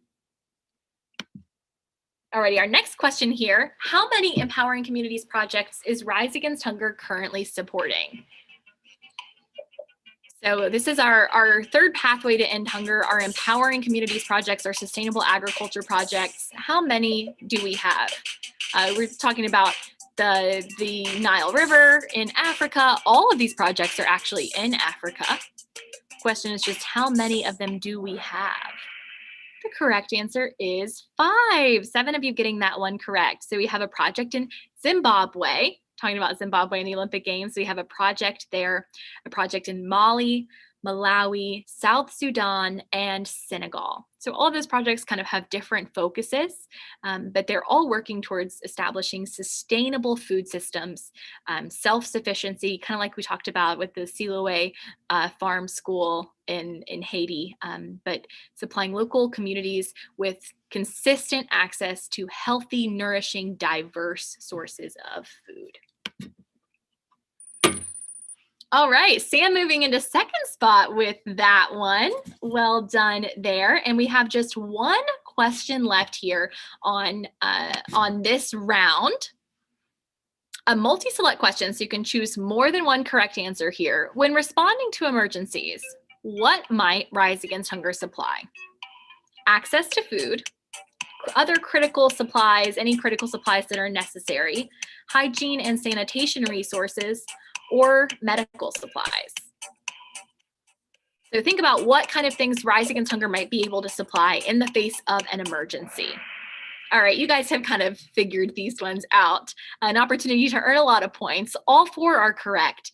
Each global disaster or emergency situation requires different things, and Rise Against Hunger understands that it's really important to react quickly and effectively in the face of these emergencies to prevent devastation to food systems and to prevent skyrocketing rates of food insecurity. So through these different things that we might provide, we hope to do some of that when different emergencies strike, like in the Philippines, where a lot of natural disasters strike, or in Yemen in West Asia, where there's a lot of conflict and political instability. All right, so that wraps up our round on Rise Against Hunger. I hope those questions helped us all think about the different ways that Rise Against Hunger is working towards ending hunger and the different ways that we're all engaged in that, even if we're not packaging meals. Our district governor is still holding down our top spot, moving into our last module here with Sam, Dennis, Kathleen, and Rob all on our leaderboard. And so we have a few questions left, but now that we have an understanding of global food insecurity and how Rise Against Hunger is serving our mission to end hunger through this module, we're going to see how all of you have the ability to be a part of that mission and are taking an active part in that mission even today. So let's get started with our first question here. How many total servings have volunteers from Rotary District 7545 packaged with Rise Against Hunger?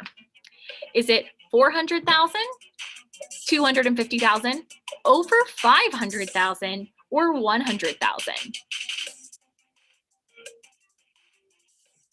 How many meals do you think that you guys have packaged over the years all together?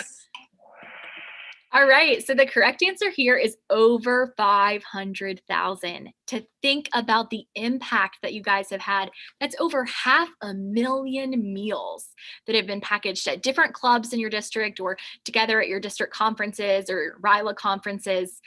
Those are all meals that you guys have played an active part in ensuring are serving food insecure communities around the world. And those are all meals that would not have been packaged without your support. This is the kind of impact that you guys as Rotarians are making by working with us, by supporting this mission. And it's why we are so lucky to have you as partners. Let's see what our scoreboard looks like. Rob on an answer streak of 6. Well done. So it looks like we have about 2,000 or 3,000 points separating us here. And we still have 3 questions left where you can earn points. So still some chances to earn points here and unseat our district governor from that top spot there. Let's see our next question here. In what country did meals packaged by District 7545 in 2019 serve expectant mothers and children at a maternal center? So meals packaged in 2019 went to serve expectant mothers at a maternal center in what country? Was it Zimbabwe, El Salvador, Madagascar, or Nicaragua? All right, a little bit of a split here. The correct answer is Nicaragua. So meals packaged by you guys in 2019 were sent to our partner Global Links in Nicaragua, where they served a maternal center, a Global Links maternal center, where expectant mothers are provided the resources and the care that they need for themselves and for their young children. And through these resources and the nourishing meals that are provided along with it, we know that we're providing access to skills that can help break the cycle of poverty. So it's more than just a meal in a lot of cases. That's what we're trying to accomplish through our Nourishing Lives pathway. Kathleen up into second spot on that one, and JC moving up our leaderboard there as well. So now that you know about the impact that you've made through supporting our mission in the past, right? We talked about 500,000 meals, countries all around the world, most recently sent to Nicaragua. But let's now take a look at how we are positively impacting hunger right now. Clubs from your district are donating over $5,000 to Rise Against Hunger this year. Our next questions are going to help us understand the different ways that those donations can make a difference.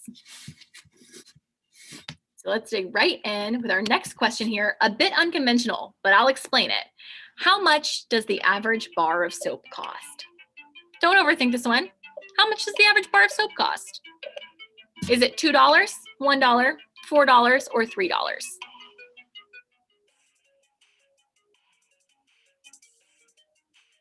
A little bit longer to answer this one, but when everyone gets their answers locked in, actually, it'll move us right on to the answer screen. So if we have anybody holding out there, go ahead and get your answers locked in. All right, so the answer here is $2, actually. I thought it was $1 too. I'm thinking some people might be buying really fancy soap and throwing off the average, but the average bar of soap costs about $2. But Rise Against Hunger is able to supply an entire pallet of 6,000 bars of soap for about $500. That's 8 cents per bar. And soap might be kind of a weird thing to think about, how it relates to hunger. But providing soap and other critical hygiene resources means that communities have the resources they need to fight off infection and disease, which helps to ensure that people are healthy enough to receive nourishment from the food that they eat. This is just one example of how far your donations can go in supplying critical resources that support the utilization of food and building healthy lives, even if it's not through meal packaging. So this is another thing that really relates to some of the Rotary focus areas, thinking about hygiene and sanitation and how that impacts all aspects of somebody's life in a community. This is just one example of how donations might be used in ways that are not directly related to packaged meals, but are still making an incredible impact. All right, our District Governor Sean getting that one correct, adding some points to his lead there. And looks like Mary's on an answer streak of 3. Well done, Mary. Now let's look at another question about how donations make an impact. So another one where you can choose more than one. Which of the following can Rise Against Hunger provide for less than $100? Is it meals for a student for 1 school year, a basket of local nutrient-dense food for a family in Honduras, a goat for a farmer in Mali, or can we sow an entire field of tomato plants in Malawi? All right, the correct answer on this one is all of these. I know this was a bit of a quicker question, but less than $100 can accomplish each one of these things. $75 can provide meals for a school student for a year. $100 can buy a goat for a farmer in Mali. $60 can provide a basket of local nutrient-dense food for a family in Honduras. And about $70 can sow an entire field of tomato plants in Malawi. To think about how far those donations will go in establishing food security in the communities that we're working in is so incredible to me. And to think about how far that $5,000 will go in making some of this happen is so awesome. Alrighty, so that was our last question actually that was worth any points, but we are gonna wrap up here. Before we find out the winner of today's game though, I wanna take just a second to think about how you can help serve Rise Against Hunger's mission right now. As a part of our COVID relief efforts last summer, we distributed food baskets with goods procured from local markets for families in Honduras. The baskets were valued at about $60. I want you to take a second and think about what you would put in that basket if you had $60 to make it.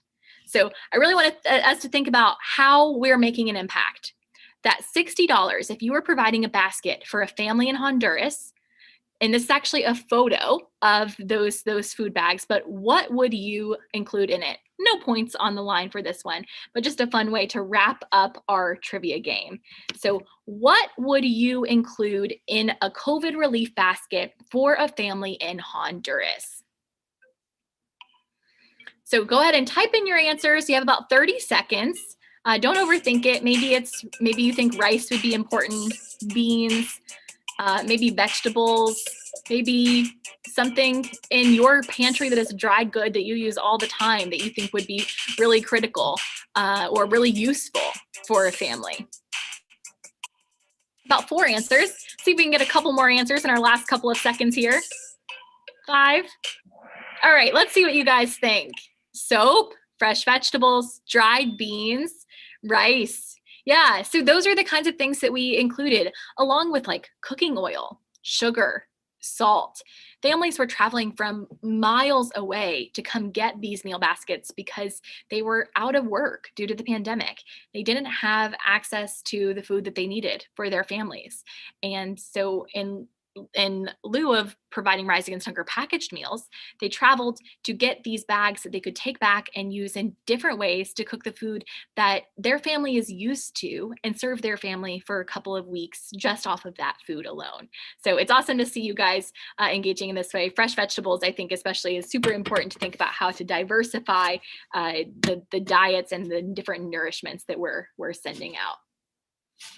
But these have been, over the past module have been some examples of how donations can help serve Rise Against Hunger's different portfolios. But the important thing to understand is that even through small actions and contributions, we can all affect change. That's what our meal packaging events are about. Understanding that by coming together and pouring that rice into the bag, that we're making a difference, we're making an impact. And that's what this kind of an event can be about too. We know that $5,000 is making an incredible impact on behalf of your all's district. And you guys can continue to donate and build that impact. And hopefully we'll be back packaging meals together soon. But I do want to just really quickly, our last question here, end with thinking about what about Rise Against Hunger's mission inspires you to make sure you are keeping on and making an impact in the fight to end hunger. We've talked a lot about the many different ways that Rotarians have supported our mission and how we're doing that through today's event. But what about after this event? Our work doesn't end here. So if we're going to end hunger, we can't stop now. So I want to know, what about our work inspires you to take action tomorrow to end hunger? So another fill in the blank. Feel free to write as much as you want on this one. I won't show your whole answer. You can kind of choose what we show, but I'd love to hear what about Rise Against Hunger's mission inspires you. We shared a lot about different parts of our mission today, and I'm sure we all are interested in different things and might connect to different parts of that mission. Maybe it's meal packaging for you and you can't wait to get back pouring that rice into the funnel. Maybe it's our work in Zimbabwe or Mali or South Sudan or the emergency response work that we do around the world. But I'd love to know, what about Rise Against Hunger's mission inspires you to take action so that we can all do that together moving forward and take action to end hunger. And then I promise we'll find out who the winner of today's event is. Got about 10 seconds left to get in your answers here.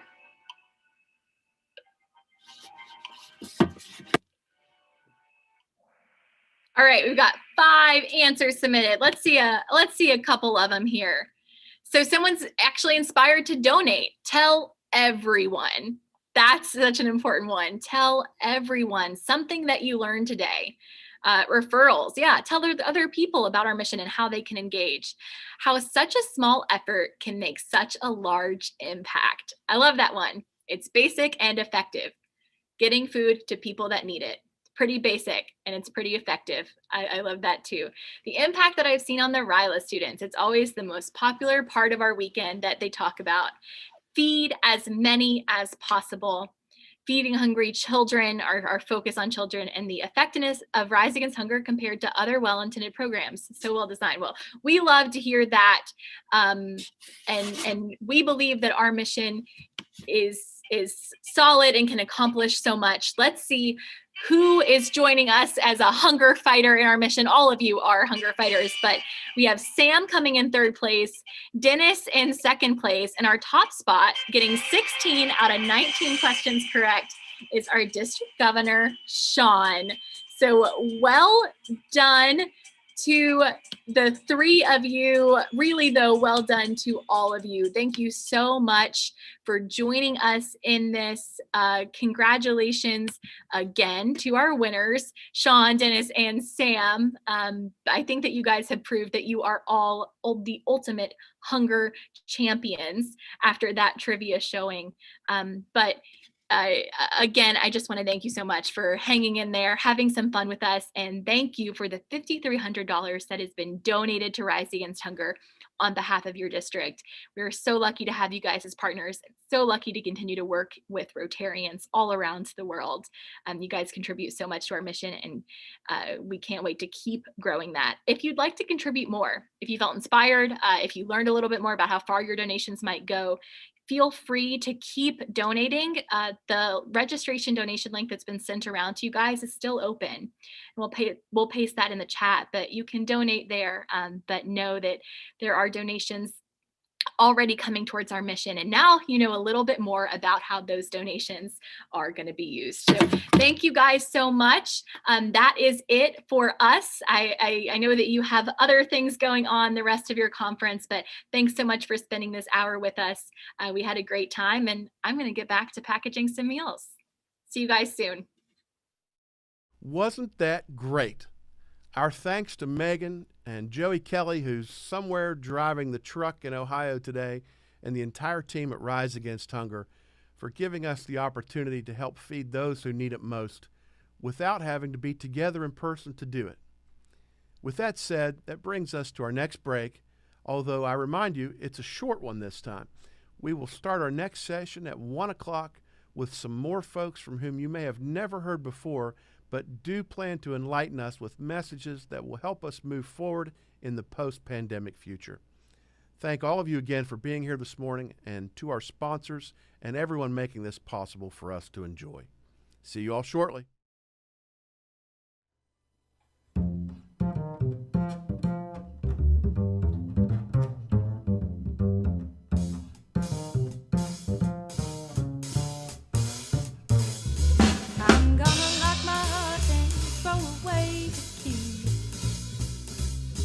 I'm wise to all tricks you played on me.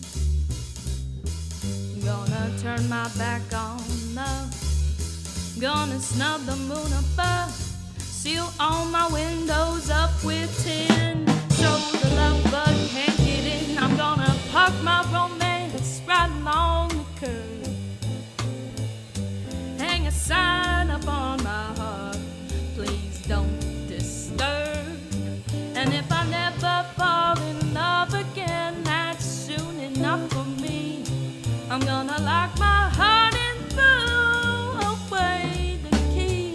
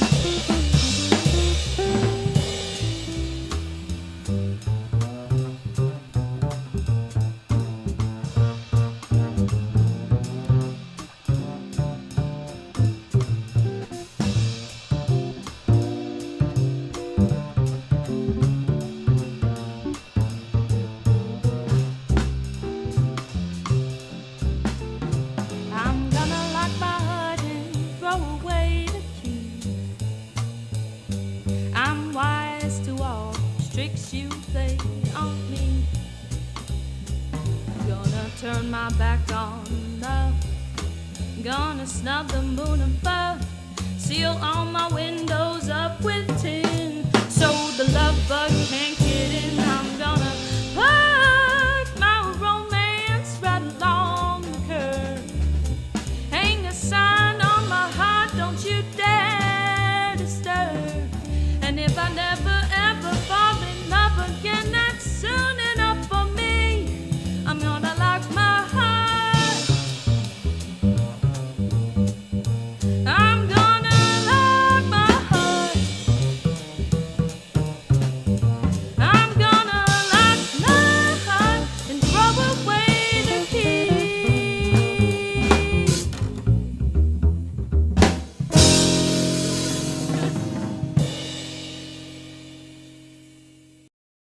Sometimes what makes you a perfect candidate for a Rotary Club also makes it hard for you to make it to a meeting. Well, one of the reasons I'd never joined Rotary over the years was because I was traveling and couldn't get to a weekly meeting. But Rotary Clubs make the most impact when members can develop lasting relationships, contribute their valuable expertise, and take action together. Take the Wash E-Club. While the club was developed and chartered in District 9980 in New Zealand, their members are a mix of locals and those who live in countries across the globe, from Ethiopia to the Netherlands, Mexico to the United States. The E-Club model lets them meet online, and in this case, allows the members to focus on water and sanitation projects. The global nature of their membership gives them a breadth of experience that helps increase the positive impact of club projects. The club does the same things any other Rotary Club does, except they meet via video conference. The E-Club model enhances the work Neil and the club are doing on their Wash in Schools Global Grant Project, where they're partnering with local Rotary clubs to provide clean water, working toilets, and hygiene education to 7 Nigerian schools. Explore a new club model. Attract new members and participants. Continue making an impact. Grow Rotary. Welcome back, everyone, to our afternoon session. We've had an action-packed morning, and the rest of the day will prove to be no different. At 4 o'clock, we will have this district's first ever virtual bourbon tasting led by one of our neighboring past district governors, Ron Napier. And for the final session this evening, there's so much to occur. You'll just have to tune in yourself to see and enjoy it all. But for now, we're going to share more quality time together with some fantastic individuals, the first of whom should be no stranger to you all. This person has actually attended one of our previous district conferences as the official representative of then International President Barry Rassin. More personally, she served in 2009-2010 as the district governor of District 5340, located in the southwesternmost portion of California. She is a Paul Harris Fellow, a member of the Paul Harris Society, alumni of Rotary, a benefactor, a member of the Bequest Society, and a major donor. Everyone, please join me in welcoming back to West Virginia from the Rotary Club of Mission Valley Sunset in San Diego, California, our friend, past district governor, Marge Cole. Marge, nice to have you in the Mountain State again. The stage is yours. Thank you, Sean. It is a delight to be back with you again. Hopefully we'll be back together in person sometime soon when things permit it. Today, we're going to talk a little bit about what's going to happen after this COVID-19 pandemic passes. And it is passing. I know it's been a long time, but things are going to be different. I think they're going to be better. So let's look at this. What is the U.S. going to look like? Will it be the big crowds that we had before, all pushed together? Or will it be single people at a computer? This guy looks pretty happy to be at his computer today. And a lot of us are at our computers doing exactly what he's doing, and I hope we're all happy doing it. We know when life gives us lemons, we make lemonade. And that's what we're going to do with this COVID pandemic. If we're a Rotarian, we open a lemonade stand and raise money for a project, or we serve our lemonade at a service project for your club. So Rotarians are very, very good at making the best out of what sometimes seems the worst. But what do we do when life gives us a pandemic? The last time we had one was in 1917, 1918, the Spanish flu epidemic, they called it, but it was a pandemic because it was worldwide. We can have either pandemonium, which is wild and disorder and upheaval and uproar, or we can come up with a panacea, a solution, a remedy for all our difficulties and disease. We had pandemonium. Some of you may remember about a year ago, long lines to buy toilet paper, hand sanitizer, face masks, cars backed up for miles to receive free food. I don't know if they got any of that rice for hunger food or not, but sounds like it was a good idea. There was confusion about what social distancing meant and closing of schools. Couldn't go to church. People were working from home. They hadn't been used to that. No longer could we visit our elderly friends and relatives, especially those who were living in senior residential homes, because the senior citizens were the most vulnerable. Some of you, like me, remember the polio epidemic back in the 50s, and polio really targeted children. So kids were kind of kept apart. I can remember as a kid not being able to go to swimming pools or birthday parties or even the movies on Saturday morning until the wonderful polio inoculation. And I was one of the people who got it in the arm in those early days. We now give it in the dropped form. But we've been through pandemics before. And the interesting thing about this pandemic and the pandemonium was the idea that face masks became a political issue. This didn't happen before, certainly not back in the polio vaccination days. We gained a whole new set of heroes. I think people we never even noticed before came to our rescue and worked long hours, many of whom gave their lives to save our lives and the lives of others. We got a whole new set of fashion choices. And I now see these disposable masks becoming the new pollution of litter on the highways and this sort of thing. But you could get, all kinds of high fashion looking masks as well. We had warnings to follow for our own safety and that of others. Stay at home, quarantine.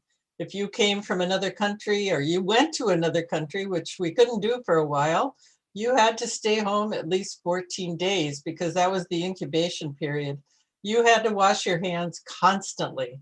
I happened to be in Cairo a year ago, March 16th, and was evacuated home before all the airports closed down. And let me tell you, it was mass pandemonium in the airports. And nobody was wearing masks and everybody was pretty close together. So I'm sure there were major spreading events happening in those airports at that time.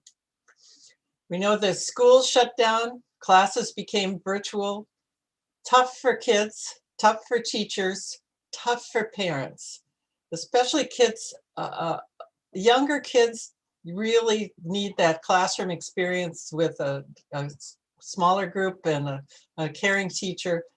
I was a high school teacher. High school kids need their peer group. They're not so attached to their teachers as they are clubs and activities and sports and that sort of thing. All of that got lost. We had graduations with drive-bys and that sort of thing. So schools really took a hit on the pandemic. A lot of small businesses have closed. Mom and pop stores just couldn't make it anymore. Large businesses closed. JCPenney's, Sears is pretty much out of business, but the big online shopping and big box stores grew. Amazon has grown, I just saw something in the paper today, has grown 10% in the last quarter. Their trucks must be the busiest vehicles in town. And the big stores, the Costco, BJ's, Sam's, and that sort of thing, have also done well, even though they've had requirements for social distancing and mask wearing. This is an interesting chart, an interesting map. These are the biggest employers in each state of the US after governmental agencies. Of course, the governmental agencies are the largest employers in many of our states. But you will see who the largest employer is in most of our states, including West Virginia. It's Walmart. And Walmart has been flexible enough to manage through the pandemic, where they will fill your orders, meet you, you can drive by, pick up the package, you can shop in the stores if you're in masks and that sort of thing. So Walmart has really been adaptable and has maintained their space in the retail market. We have a whole new vocabulary. Zoom used to be the name for a camera lens, or that you were zooming around in a car or something like that. Now it's a name for a meeting on screen, and it has a whole new industry. When you have Zooming meetings, everybody knows what you're talking about now. And do you Zoom, or do you know how to Zoom? And there's all kinds of variations of breakout rooms, and I'm sure you've had some of those during your district conference too. Virtual used to mean almost or nearly as described. Now it means a meeting online. You're going to do it virtually, or are you going to do it in person? So virtual has taken on a whole new definition. Hybrid. We used to talk about a hybrid tea rose, but a hybrid now has become meetings where people are there in person and people are there virtually on a computer screen. So hybrid is a whole new meaning. I guess hybrid's also a car too, so has other meanings. Social distancing used to mean how close people came into your personal space, and now it means how you can stay at least 6 feet apart when you're shopping or when you're in line for going places. I know our baseball team, the San Diego Padres, sometimes we're a pretty good team, sometimes not, but they have allowed now 25% attendance at their games, and they're spaced out. You've, I'm sure, seen some of the sports teams with the cardboard cutouts, and you can pay for your picture, your cardboard cutout to be at a game. So social distancing has a whole new meaning in our society. PPEs, personal protection equipment. You see, they look almost like people from outer space in the gear that they're wearing, but they were in demand and in short supply. It was quite a scandal at first that we couldn't get a hold of the personal protection equipment that we needed at that time. But I think we've got enough now. And also, we had a whole difference in traffic. The picture on the left is what it used to look like. The picture on the right is what it looked like at the height of the quarantine, the stay-at-home pandemic. And you got 3 months to a gallon of gas. I've noticed lately that it's starting to look more like the picture on the left, and the traffic reports that you hear in the morning sound more like what looks like on the left. I've also noticed the price of gas is going up quite a bit out here. I don't know about West Virginia, but it's up to about $4 a gallon again. So I guess people are driving quite a bit again. So traffic is getting back to what it was before the pandemic. The stores ran out of necessities. Now, I think there must be people that have enough toilet paper stored up somewhere to last them for 10 years, because there was such a run on the market for toilet paper, hand sanitizer, Clorox wipes, face masks, all sorts of things. That paper towels was another one that seemed to be in short supply. Bottled water. There was actually no shortage. It's just that there was a run on the stores, sort of like you see when there's a hurricane or a tornado coming and people go to the market and clear the shelves out. So for all of you who have plenty of toilet paper for the next 10 years, you are in good shape. Luckily, vaccines came to the rescue. Now, I don't know if you've all gotten your vaccines, but West Virginia has the best vaccination record in the US. It's amazing how well that state has done and has had very good direction, very good leadership in getting that done. What's also amazing is we got these vaccines to the arms of people in record time. And they so far they're seeming to be quite effective. And we started with the most vulnerable population, our elderly citizens who are in the senior citizen homes. And we went to our healthcare workers, our firemen, our police, and slowly working our way down. I don't know about West Virginia, but in California, everyone from the age of 16 and up is eligible to get the vaccination, and they are actually offering it without appointments. You can go to walk-in clinics now and get the vaccinations. With a little bit of a scare with the Johnson & Johnson, but I think they've resolved that, and we're back on track with that. It's interesting with the vaccinations, what you see is happening in India, which is one of the world's largest producers of vaccination. They were in good shape until they let up and they stopped wearing masks. They had some large gatherings, religious gatherings where people were close to each other.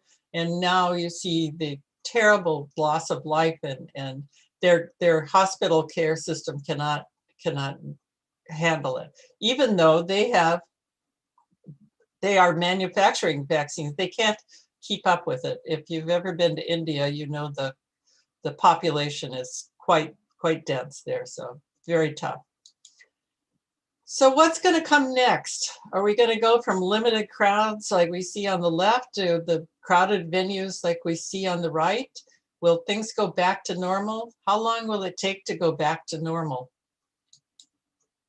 Will travel look like it did again on the left, or will it be more like on the right, where these single passengers who are coming through, they get their temperature taken, or they have a nose swab or some proof that they've had the vaccine, or that they've had a test done within 48 hours. I think I just heard that Europe is opening up to anyone who can show proof of vaccine, or that show proof of a test that they do not have COVID. So things are going to start to open up as far as traveling and international travel, although you probably heard that we are not going to allow visitors coming from India starting on Tuesday because of the terrible outbreak that's happening in India right now. But I think we will get back to travel. I think it won't be the big crowds like you see on the left. Hopefully not singles as we see on the right, but something in between those two. I think this is an important part of it. Our family gatherings will return, allowing us to celebrate birthdays, weddings, all kinds of anniversaries and events, and also mourn with our family and friends on the death of our loved ones. I think we've lost so many people. I see it in our local paper, the people who have passed on, and there's no services. They're going to wait until COVID is over, and that'll work, but it isn't the same as being able to share your feelings and mourn with the family as they have lost people. And we have lost so many people. We've lost over 500,000 people to COVID in this country. We'll be able to visit again with our elderly relatives, hugging them in person, having get-togethers, bringing them to our homes again, going to visit them where they live as well, letting them see grandkids again. This is going to be a huge moral lift for our elderly people who have been the vulnerable part of our population. You know, I found it was very interesting that some of our states will take advantage of virtual workers, and one of them is West Virginia. This is a website it popped up on my screen, called Ascend West Virginia. Sometime when you have a chance, not right now, but go to their website. You see ascendwestvirginia.com. It's the offer. This is the offer. It's put together by a young man who is high tech. He lives in, I think, Wheeling or Morgantown. I can't remember one of those, but he formed his corporation from the John Denver song, and he calls his corporation Almost Heaven. And he is enticing young tech workers to West Virginia. First year, they get $12,000, and the second year, $2,000. They get free outdoor recreation, including outdoor gear. There's some gorgeous recreational spots, as you know, in West Virginia. Free co-working space. You can meet clients there. You don't have to pay to have an office. And free social programming, which I think for young people, that's an important thing, to meet one another and socialize. Sort of sounds like Rotary. I think these are the kind of people we need in Rotary too. We need to attract these young people. We have quite a few e-clubs in our district, so it might be possible to tie into the Ascend West Virginia and get some of these dynamic young people into our Rotary clubs. Many of our employers have decided they will continue to have virtual workers. Ford Motor Company announced that over 800,000 of their employees will stay on as virtual workers. They're not the people who put the cars together, they're the people that count the beans and put the books together. And they can do that just as well at home as they can do it in a building. This, of course, will save many corporations from having to rent office space or providing for utilities or office furniture, transportation, parking space, childcare, even getting dressed up. You don't have to dress up to work online. We can wear our whatever's most comfortable. And Twitter has announced that it will always have permanent worker locations. It will never have office spaces again. Microsoft has been virtual ever since the pandemic started in March of 2020, and it will remain that way until this summer. And then it will make a decision whether they want to stay that way or not. So employers have taken advantage of this pandemic to do a new way of doing business in a way that will stay in place. But the big question is, what will Rotary look like? Will it be like our friends on the left who are together for a Rotary meeting, having a great time? Looks like they're singing or something. Or will it be more like the group on the screen on the right? You notice they're a little bit younger. So the little bit younger folks really enjoy the virtual meetings and getting together on the screen. And they're very good at it. I'm an advisor for a Rotaract club, and we have about 40 young people in that club, and they're very good at doing this kind of thing on their computers, much better than I am. I think Rotary will meet again in person, but it will be our committee meetings, and they will probably remain virtual. I happen to be the foundation chair for my district, District 5340, and my district runs from the Pacific Ocean, we're in San Diego, to the Arizona border. Some of you may know Blythe and Yuma and that area. So we're quite large geographically, and we have a monthly foundation committee meeting, and when we have it on Zoom, we can all pretty much be there, and it takes an hour. Everything gets done in an hour. We don't have to find parking. We don't have to get a space, an office space lined up to do it. So many of your clubs, I know the board meetings are on Zoom. Right now, probably your regular meetings are on Zoom. I don't know what the regulations are in West Virginia about in-person meetings, but our clubs are still meeting pretty much on Zoom. We will have our end of the year, what we call our governor's dinner, and when we pass out awards and things at the end of June, we'll be in person, but we don't know if we're going to be limited to 25% of the room capacity, or we will be able to have full capacity. We're still waiting to hear that. It depends on how we're doing as far as vaccines and health. We have colored tiers in California that determine how we do on meeting. Many of our meetings will remain virtual or hybrid. I took a photo of our district website. That's our district governor in the middle. He writes a Sunday morning column every Sunday morning. But if you see over on the far right side of the screen under club resources, there's 1, 2, 3, 4, 5 listings for how to have hybrid meetings, what kind of equipment you need, how to set them up, who's a resource for that, small meetings, large meetings. So this hybrid meetings will allow members to join even if they're traveling, maybe they don't feel well, maybe they have childcare that day, maybe they have something else that keeps them from getting to a regular meeting. And there's no cost to the club or to the member for this hybrid meeting. Obviously, if there's some equipment costs to set up the hybrid meeting, but not to have the members come on hybrid. And committee meetings, as I said, are ideal for Zoom meetings, but I think we all look forward to the time when we can get back together. Yesterday, I was working on my computer, and RI just came across with a video on how to run virtual and in-person hybrid meetings. And the video was made in the garage of a Rotarian. So if you get the newsletter from Rotary International, you'll be able to see how you can set up a a hybrid meeting right in your own garage or wherever is convenient for you, and how you can run a meeting with folks present and folks on a computer, and how they can see each other and interact with each other. It's quite amazing, quite unique. But I think the Rotary Fellowship events will return to us. It began in 1905.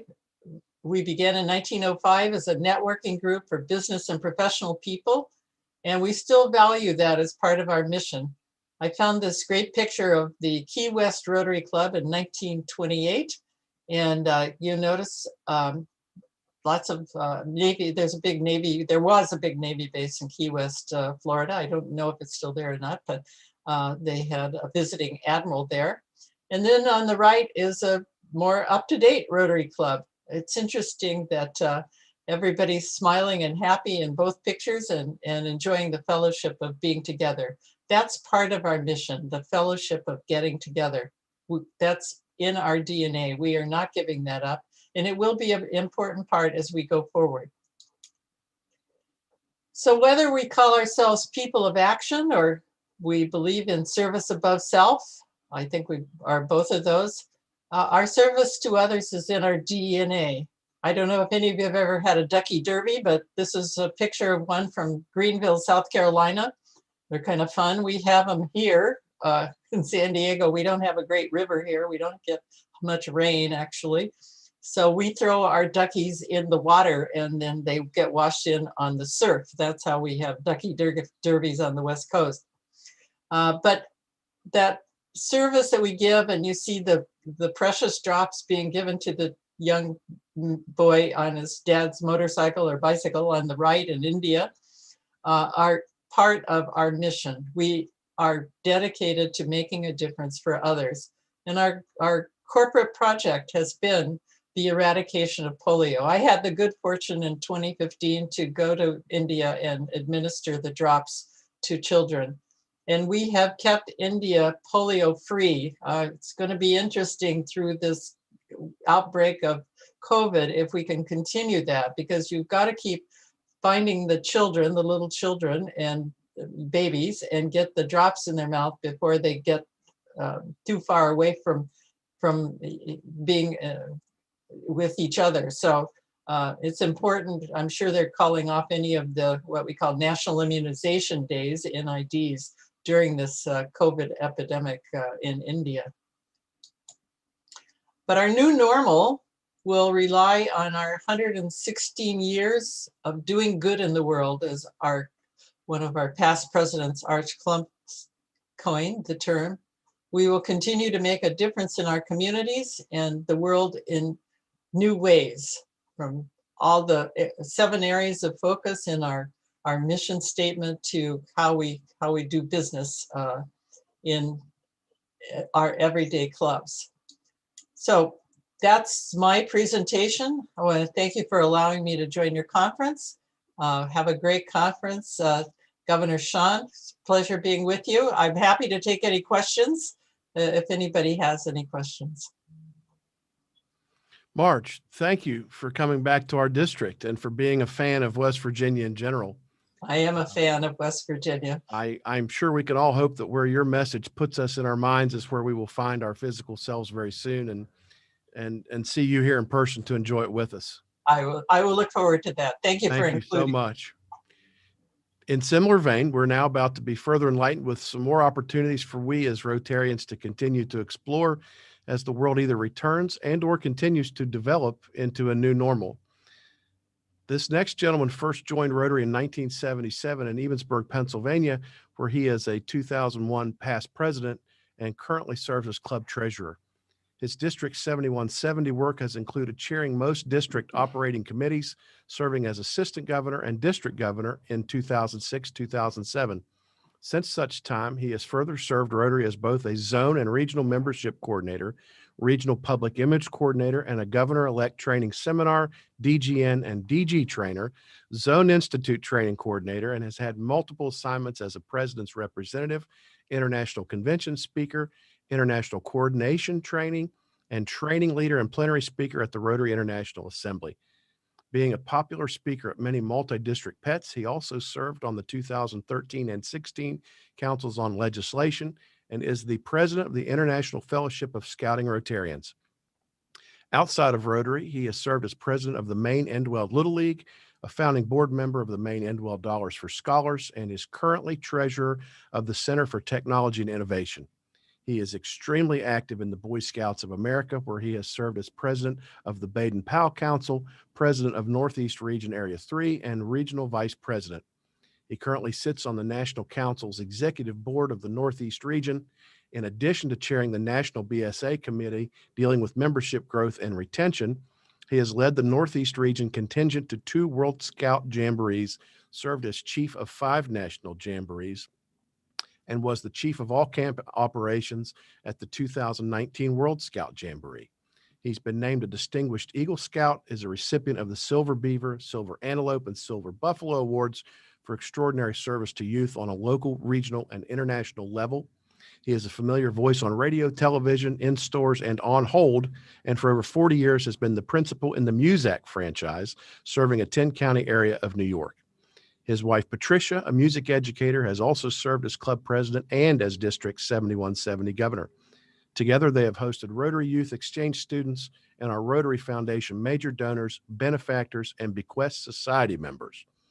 If since 2013 you've traveled Route 19 in West Virginia between Sutton and Beckley, you have surely seen in Fayette and Raleigh counties the welcome center of the 14,000 plus acre facility known as the Summit Bechtel Family National Scout Reserve, one of only 4 facilities managed by the National Council of the Boy Scouts of America. Not only is it the current home, among other things, of the National Scout Jamboree, it's also where I met this next presenter while we were being visited by then Rotary International President Mark Maloney, and today you are fortunate to meet him as well. So, with no further ado, sharing with us today some new perspectives that we likely have not previously considered from the Rotary Club of Endwell, New York, please welcome past District Governor Mark Kreibel. Mark, welcome back to West Virginia. The stage is yours, sir. Well, Sean, thank you. You know, the Fairmont Rotary Club is absolutely blessed to have you as a member. And it was great meeting you. Gosh, it's almost 2 years ago now, where we were at the Glade Springs Resort in Daniel, West Virginia, outside Beckley, as we greeted then RI President Mark Maloney, and it just was a fantastic time. But I love West Virginia, I really do. Back in the 80s and 90s, I was the voice of WOWK television in Huntington. You know, I used to do things like, say, Oprah this afternoon at 4. You know, it's one of those tough jobs. Somebody's got to do it. But thank you so much for asking me to be here with you today. It's a beautiful sunny day in upstate New York, and I'm going to spend my few minutes today talking to you about youth service, which is very critical to Rotary's mission. I was part of the Council on Legislation in 2013 that made the Fifth Avenue of Service the youth service. We serve our youth in many, many ways through scholarships and through sponsorships of sports teams and through sponsorships of scouting units. You would be surprised at the number of scouting units that Rotary clubs sponsor worldwide, and we'll talk about that a little bit. But first, not seeing the group, I would typically ask the group, how many of you are involved in fellowships in Rotary, or Rotary action groups, or RAGs? Those are 2 parts of Rotary that are not well known to club Rotarians, but they are critical to the success that we enjoy in retaining our members. First, the RAGs, or Rotary Action Groups, are groups that get together to help solve problems in our areas of focus. The largest of those is what's called WashRag, or the Water and Sanitation Health Rotary Action Group. And they have many experts that can aid clubs and districts in doing water projects worldwide. They bring an expertise to the table that is unmatched. Now, when it comes to Rotary fellowships, and there are almost 80 Rotary fellowships, these are either vocational or avocational or interest groups of Rotarians all over the world that join together with the same kind of interests, and they get together for fellowship, for service, and that's where the International Fellowship of Scouting Rotarians comes into play. One of the most popular new fellowships is called BREW. This is for people who love beer. It's the acronym, and we have lots of acronyms in Rotary, is Beers Enjoyed by Rotarians Worldwide, BREW. We have the Pilots and Flying Fellowship. We have the Quilting Fellowship. We have the Singing Fellowship. Whatever your interest is, you can find a fellowship in Rotary. And the interesting thing about the fellowships and the interesting thing about Rotary is we find that Rotarians join to perform service. And we're great at performing service of all kind in our communities and in our worldwide community. But the fact of the matter is, Rotarians stay in Rotary because of the fellowship. And so Rotary Fellowships is another opportunity to fully engage Rotarians with friends in doing things that they enjoy. And I enjoy scouting, as you heard from my too long biography that Governor Sean read. I have been involved in scouting for many, many years. I want to tell you a bit about the history of scouting and the history of Rotary, because they really are hand in glove when you look at their histories. We all know Rotary started in Chicago. The year was 1905.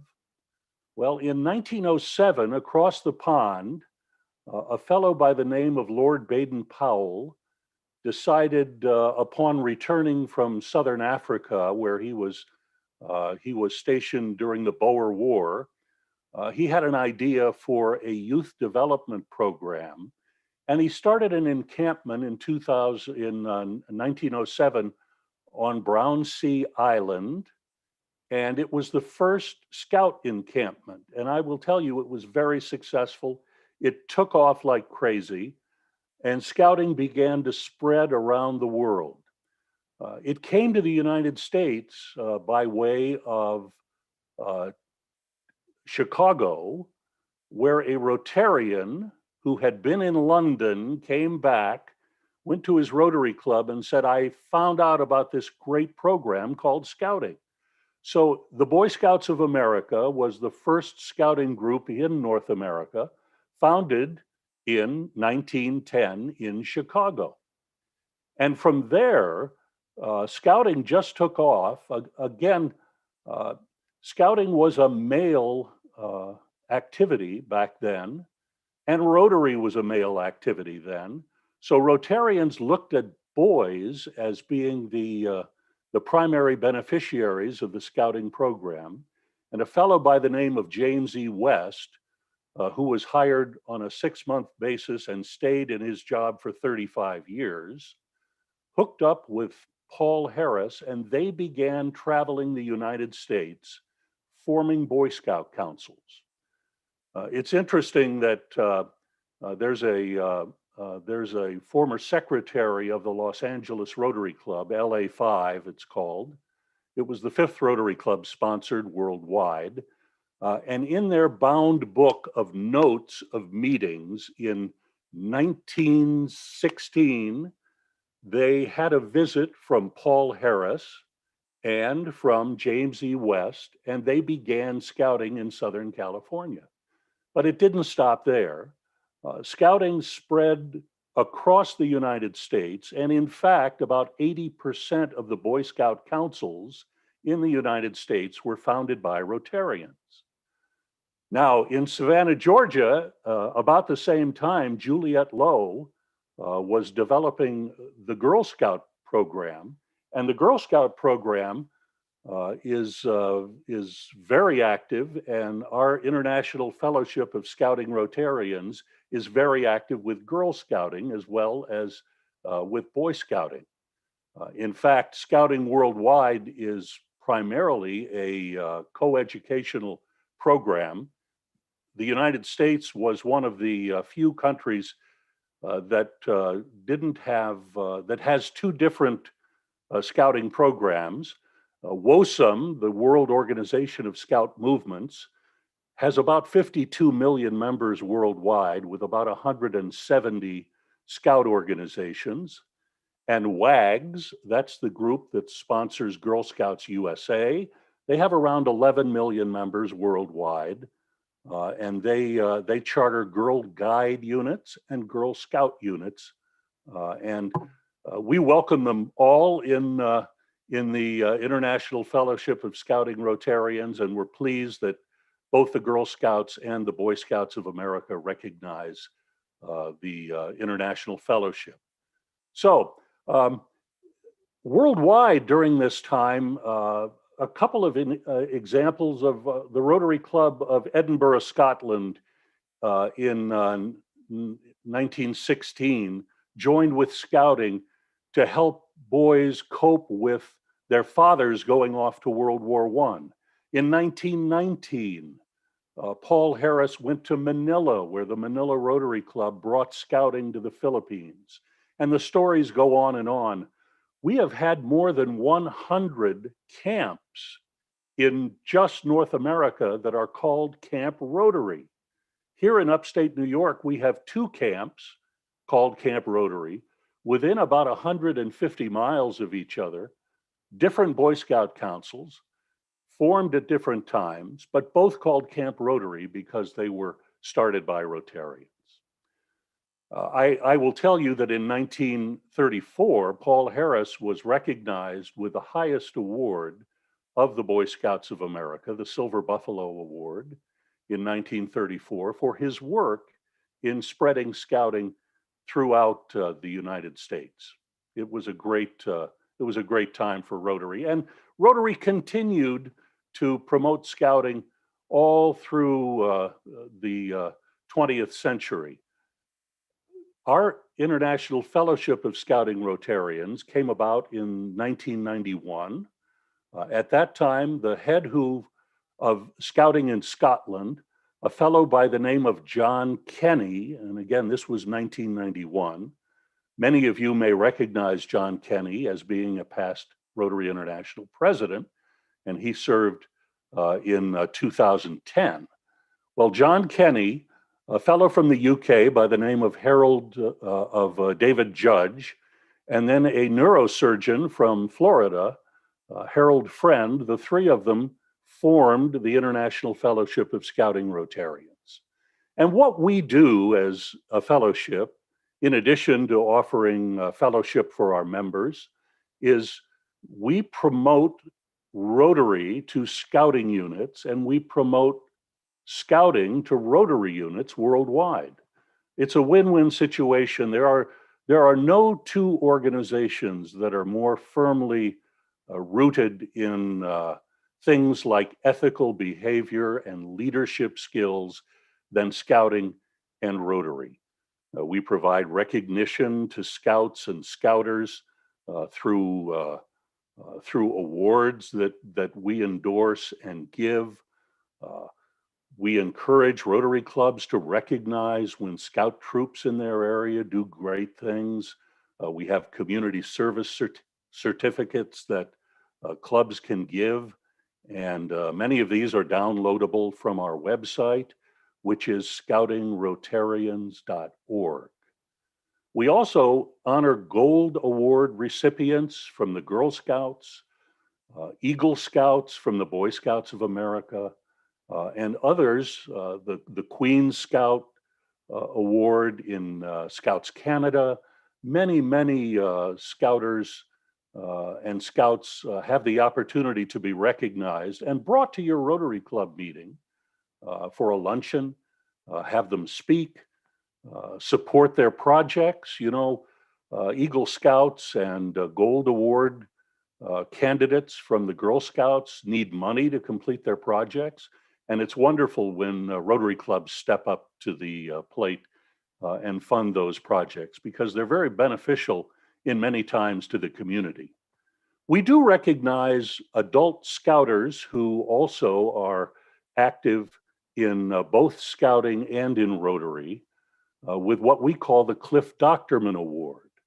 Now, the Cliff Doctorman Award, and it comes with a wonderful medal and a ribbon and a certificate. Cliff Doctorman, another past president of Rotary International, was very, very instrumental in expanding the scouting movement on the West Coast. One of his claims to fame is he gave one of our past Chief Scout executives, Bob Mazuka, his first job in Southern California. And Cliff is still alive with us, 96 years old. 96 years old. He lives in Moraga, California. And so the Cliff Doctorman Award is something that we would like your Rotary clubs to think. If you have active scouters in your Rotary club, we would encourage that you recognize them. I know that your district governor nominee, Dan McCarthy, who's been a great friend of mine for 20 years, is a recent recipient of the Cliff Doctorman Award. Very great news when I saw that. And we are now only 3 awards away from giving 1,000 Cliff Doctorman Awards over the last 15, 16 years that the award has been in existence. So it's exciting when we reach 1,000 to be able to tell 96-year-old Cliff that there have been 1,000 individuals recognized with an award that bears his name. And when I mentioned Dan McCarthy, I would be remiss in saying that he's the individual who had the foresight to say to me, I think it was in 2017 or so, do you think the president of Rotary International would consider coming to West Virginia to the World Scout Jamboree? I said, I don't know. Dan knew I was a Rotarian. I said, at that point, Mark Maloney had just been selected to serve. I said, I've known Mark for a number of years. I'll contact him.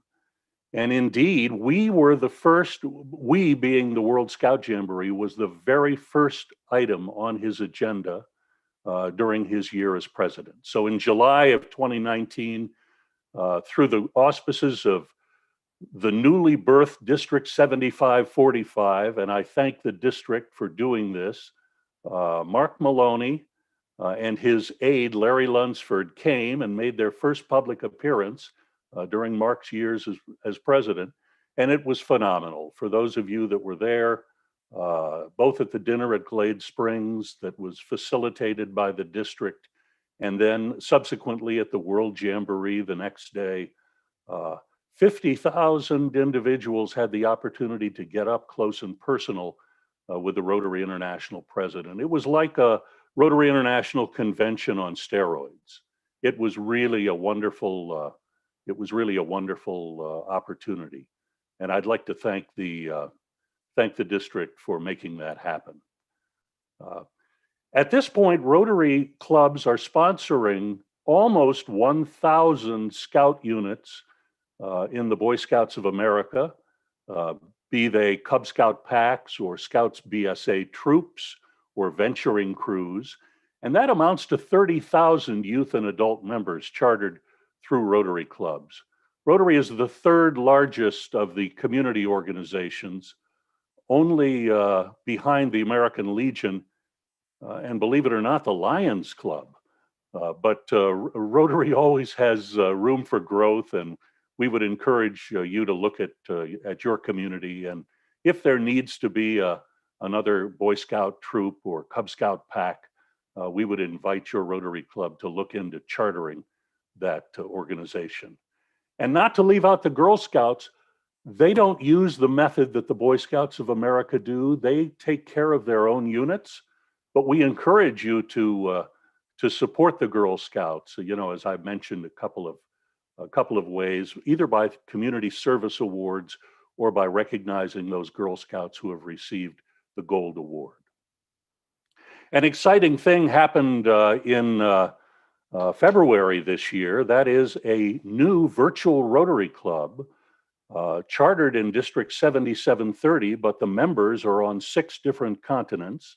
They are scouting Rotarians that have joined a virtual Rotary Club that is focused on scouting.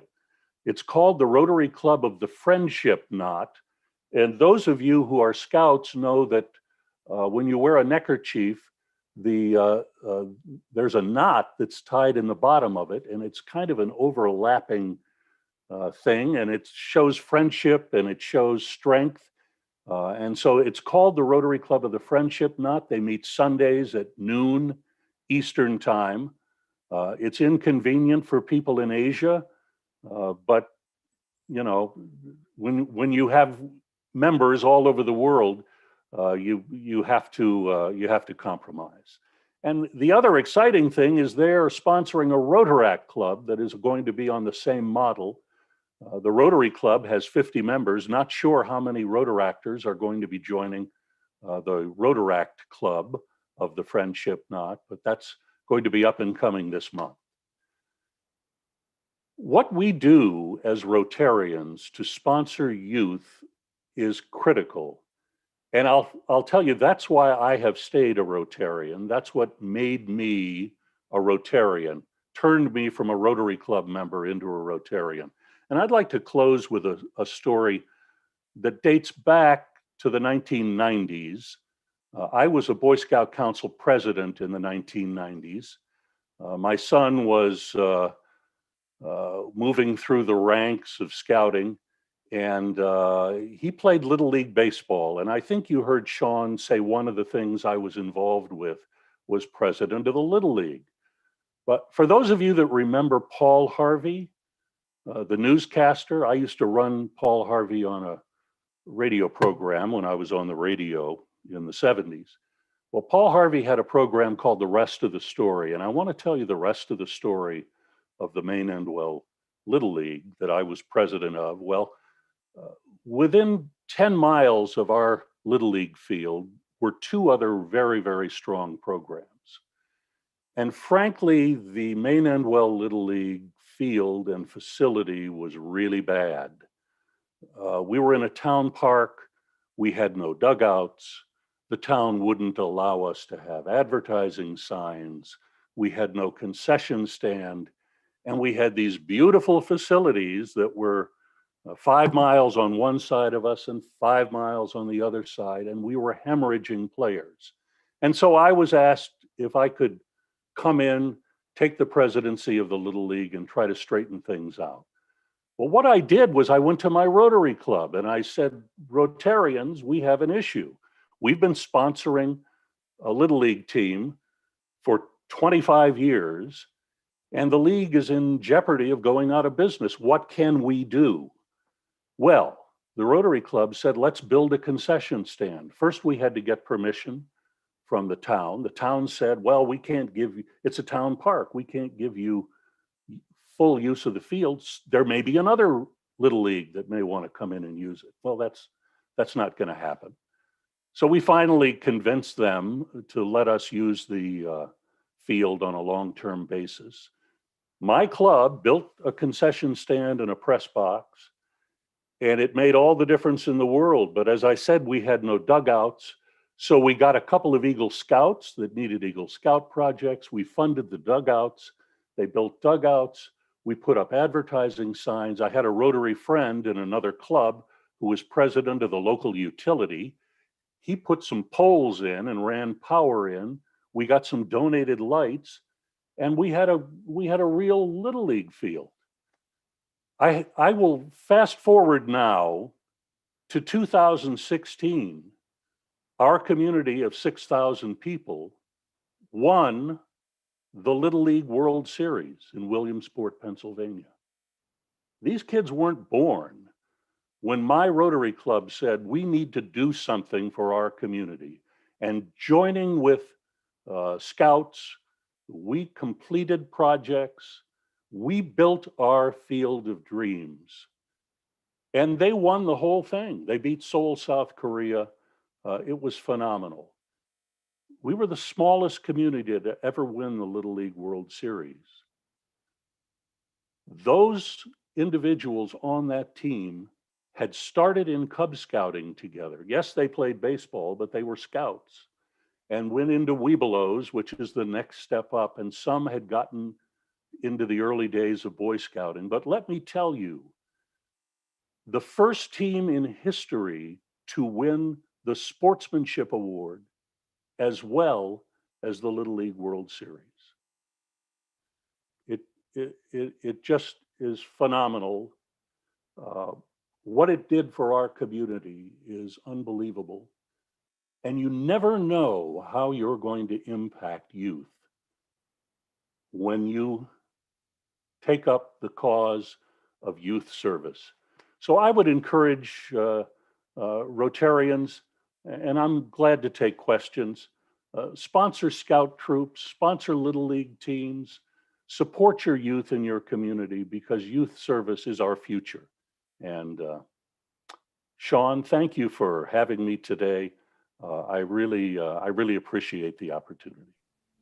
Mark, it's great to see you again. Thanks so much for sharing your time with us today. I'm sorry it's virtual, but it's better than nothing, right? Sometimes, I ask people, raise your hand, but I can't. Right? Who's involved in scouting? Well, let me tell you, I spoke to a group of scouters in Yerevan, Armenia, of all places. Where's Armenia? I didn't know until I visited. And I said, how many Rotarians are there? Because usually when you talk to scouters, many of them are Rotarians. The only guy who raised his hand was the translator from Moscow, who was in the back of the booth because the meeting was in Russian. And you know what happened? I talked about Rotary. They chartered 2 new Rotary clubs in Yerevan, Armenia after that meeting. So you never know. Right. You never know who your audience is. That's right. Kind of like today. That's right. We've got people joining us through the Zoom link. We've got people on Facebook Live and YouTube as well. You have just delivered a fantastic message to a number of people who I'm sure in large part have never had delivered to them before.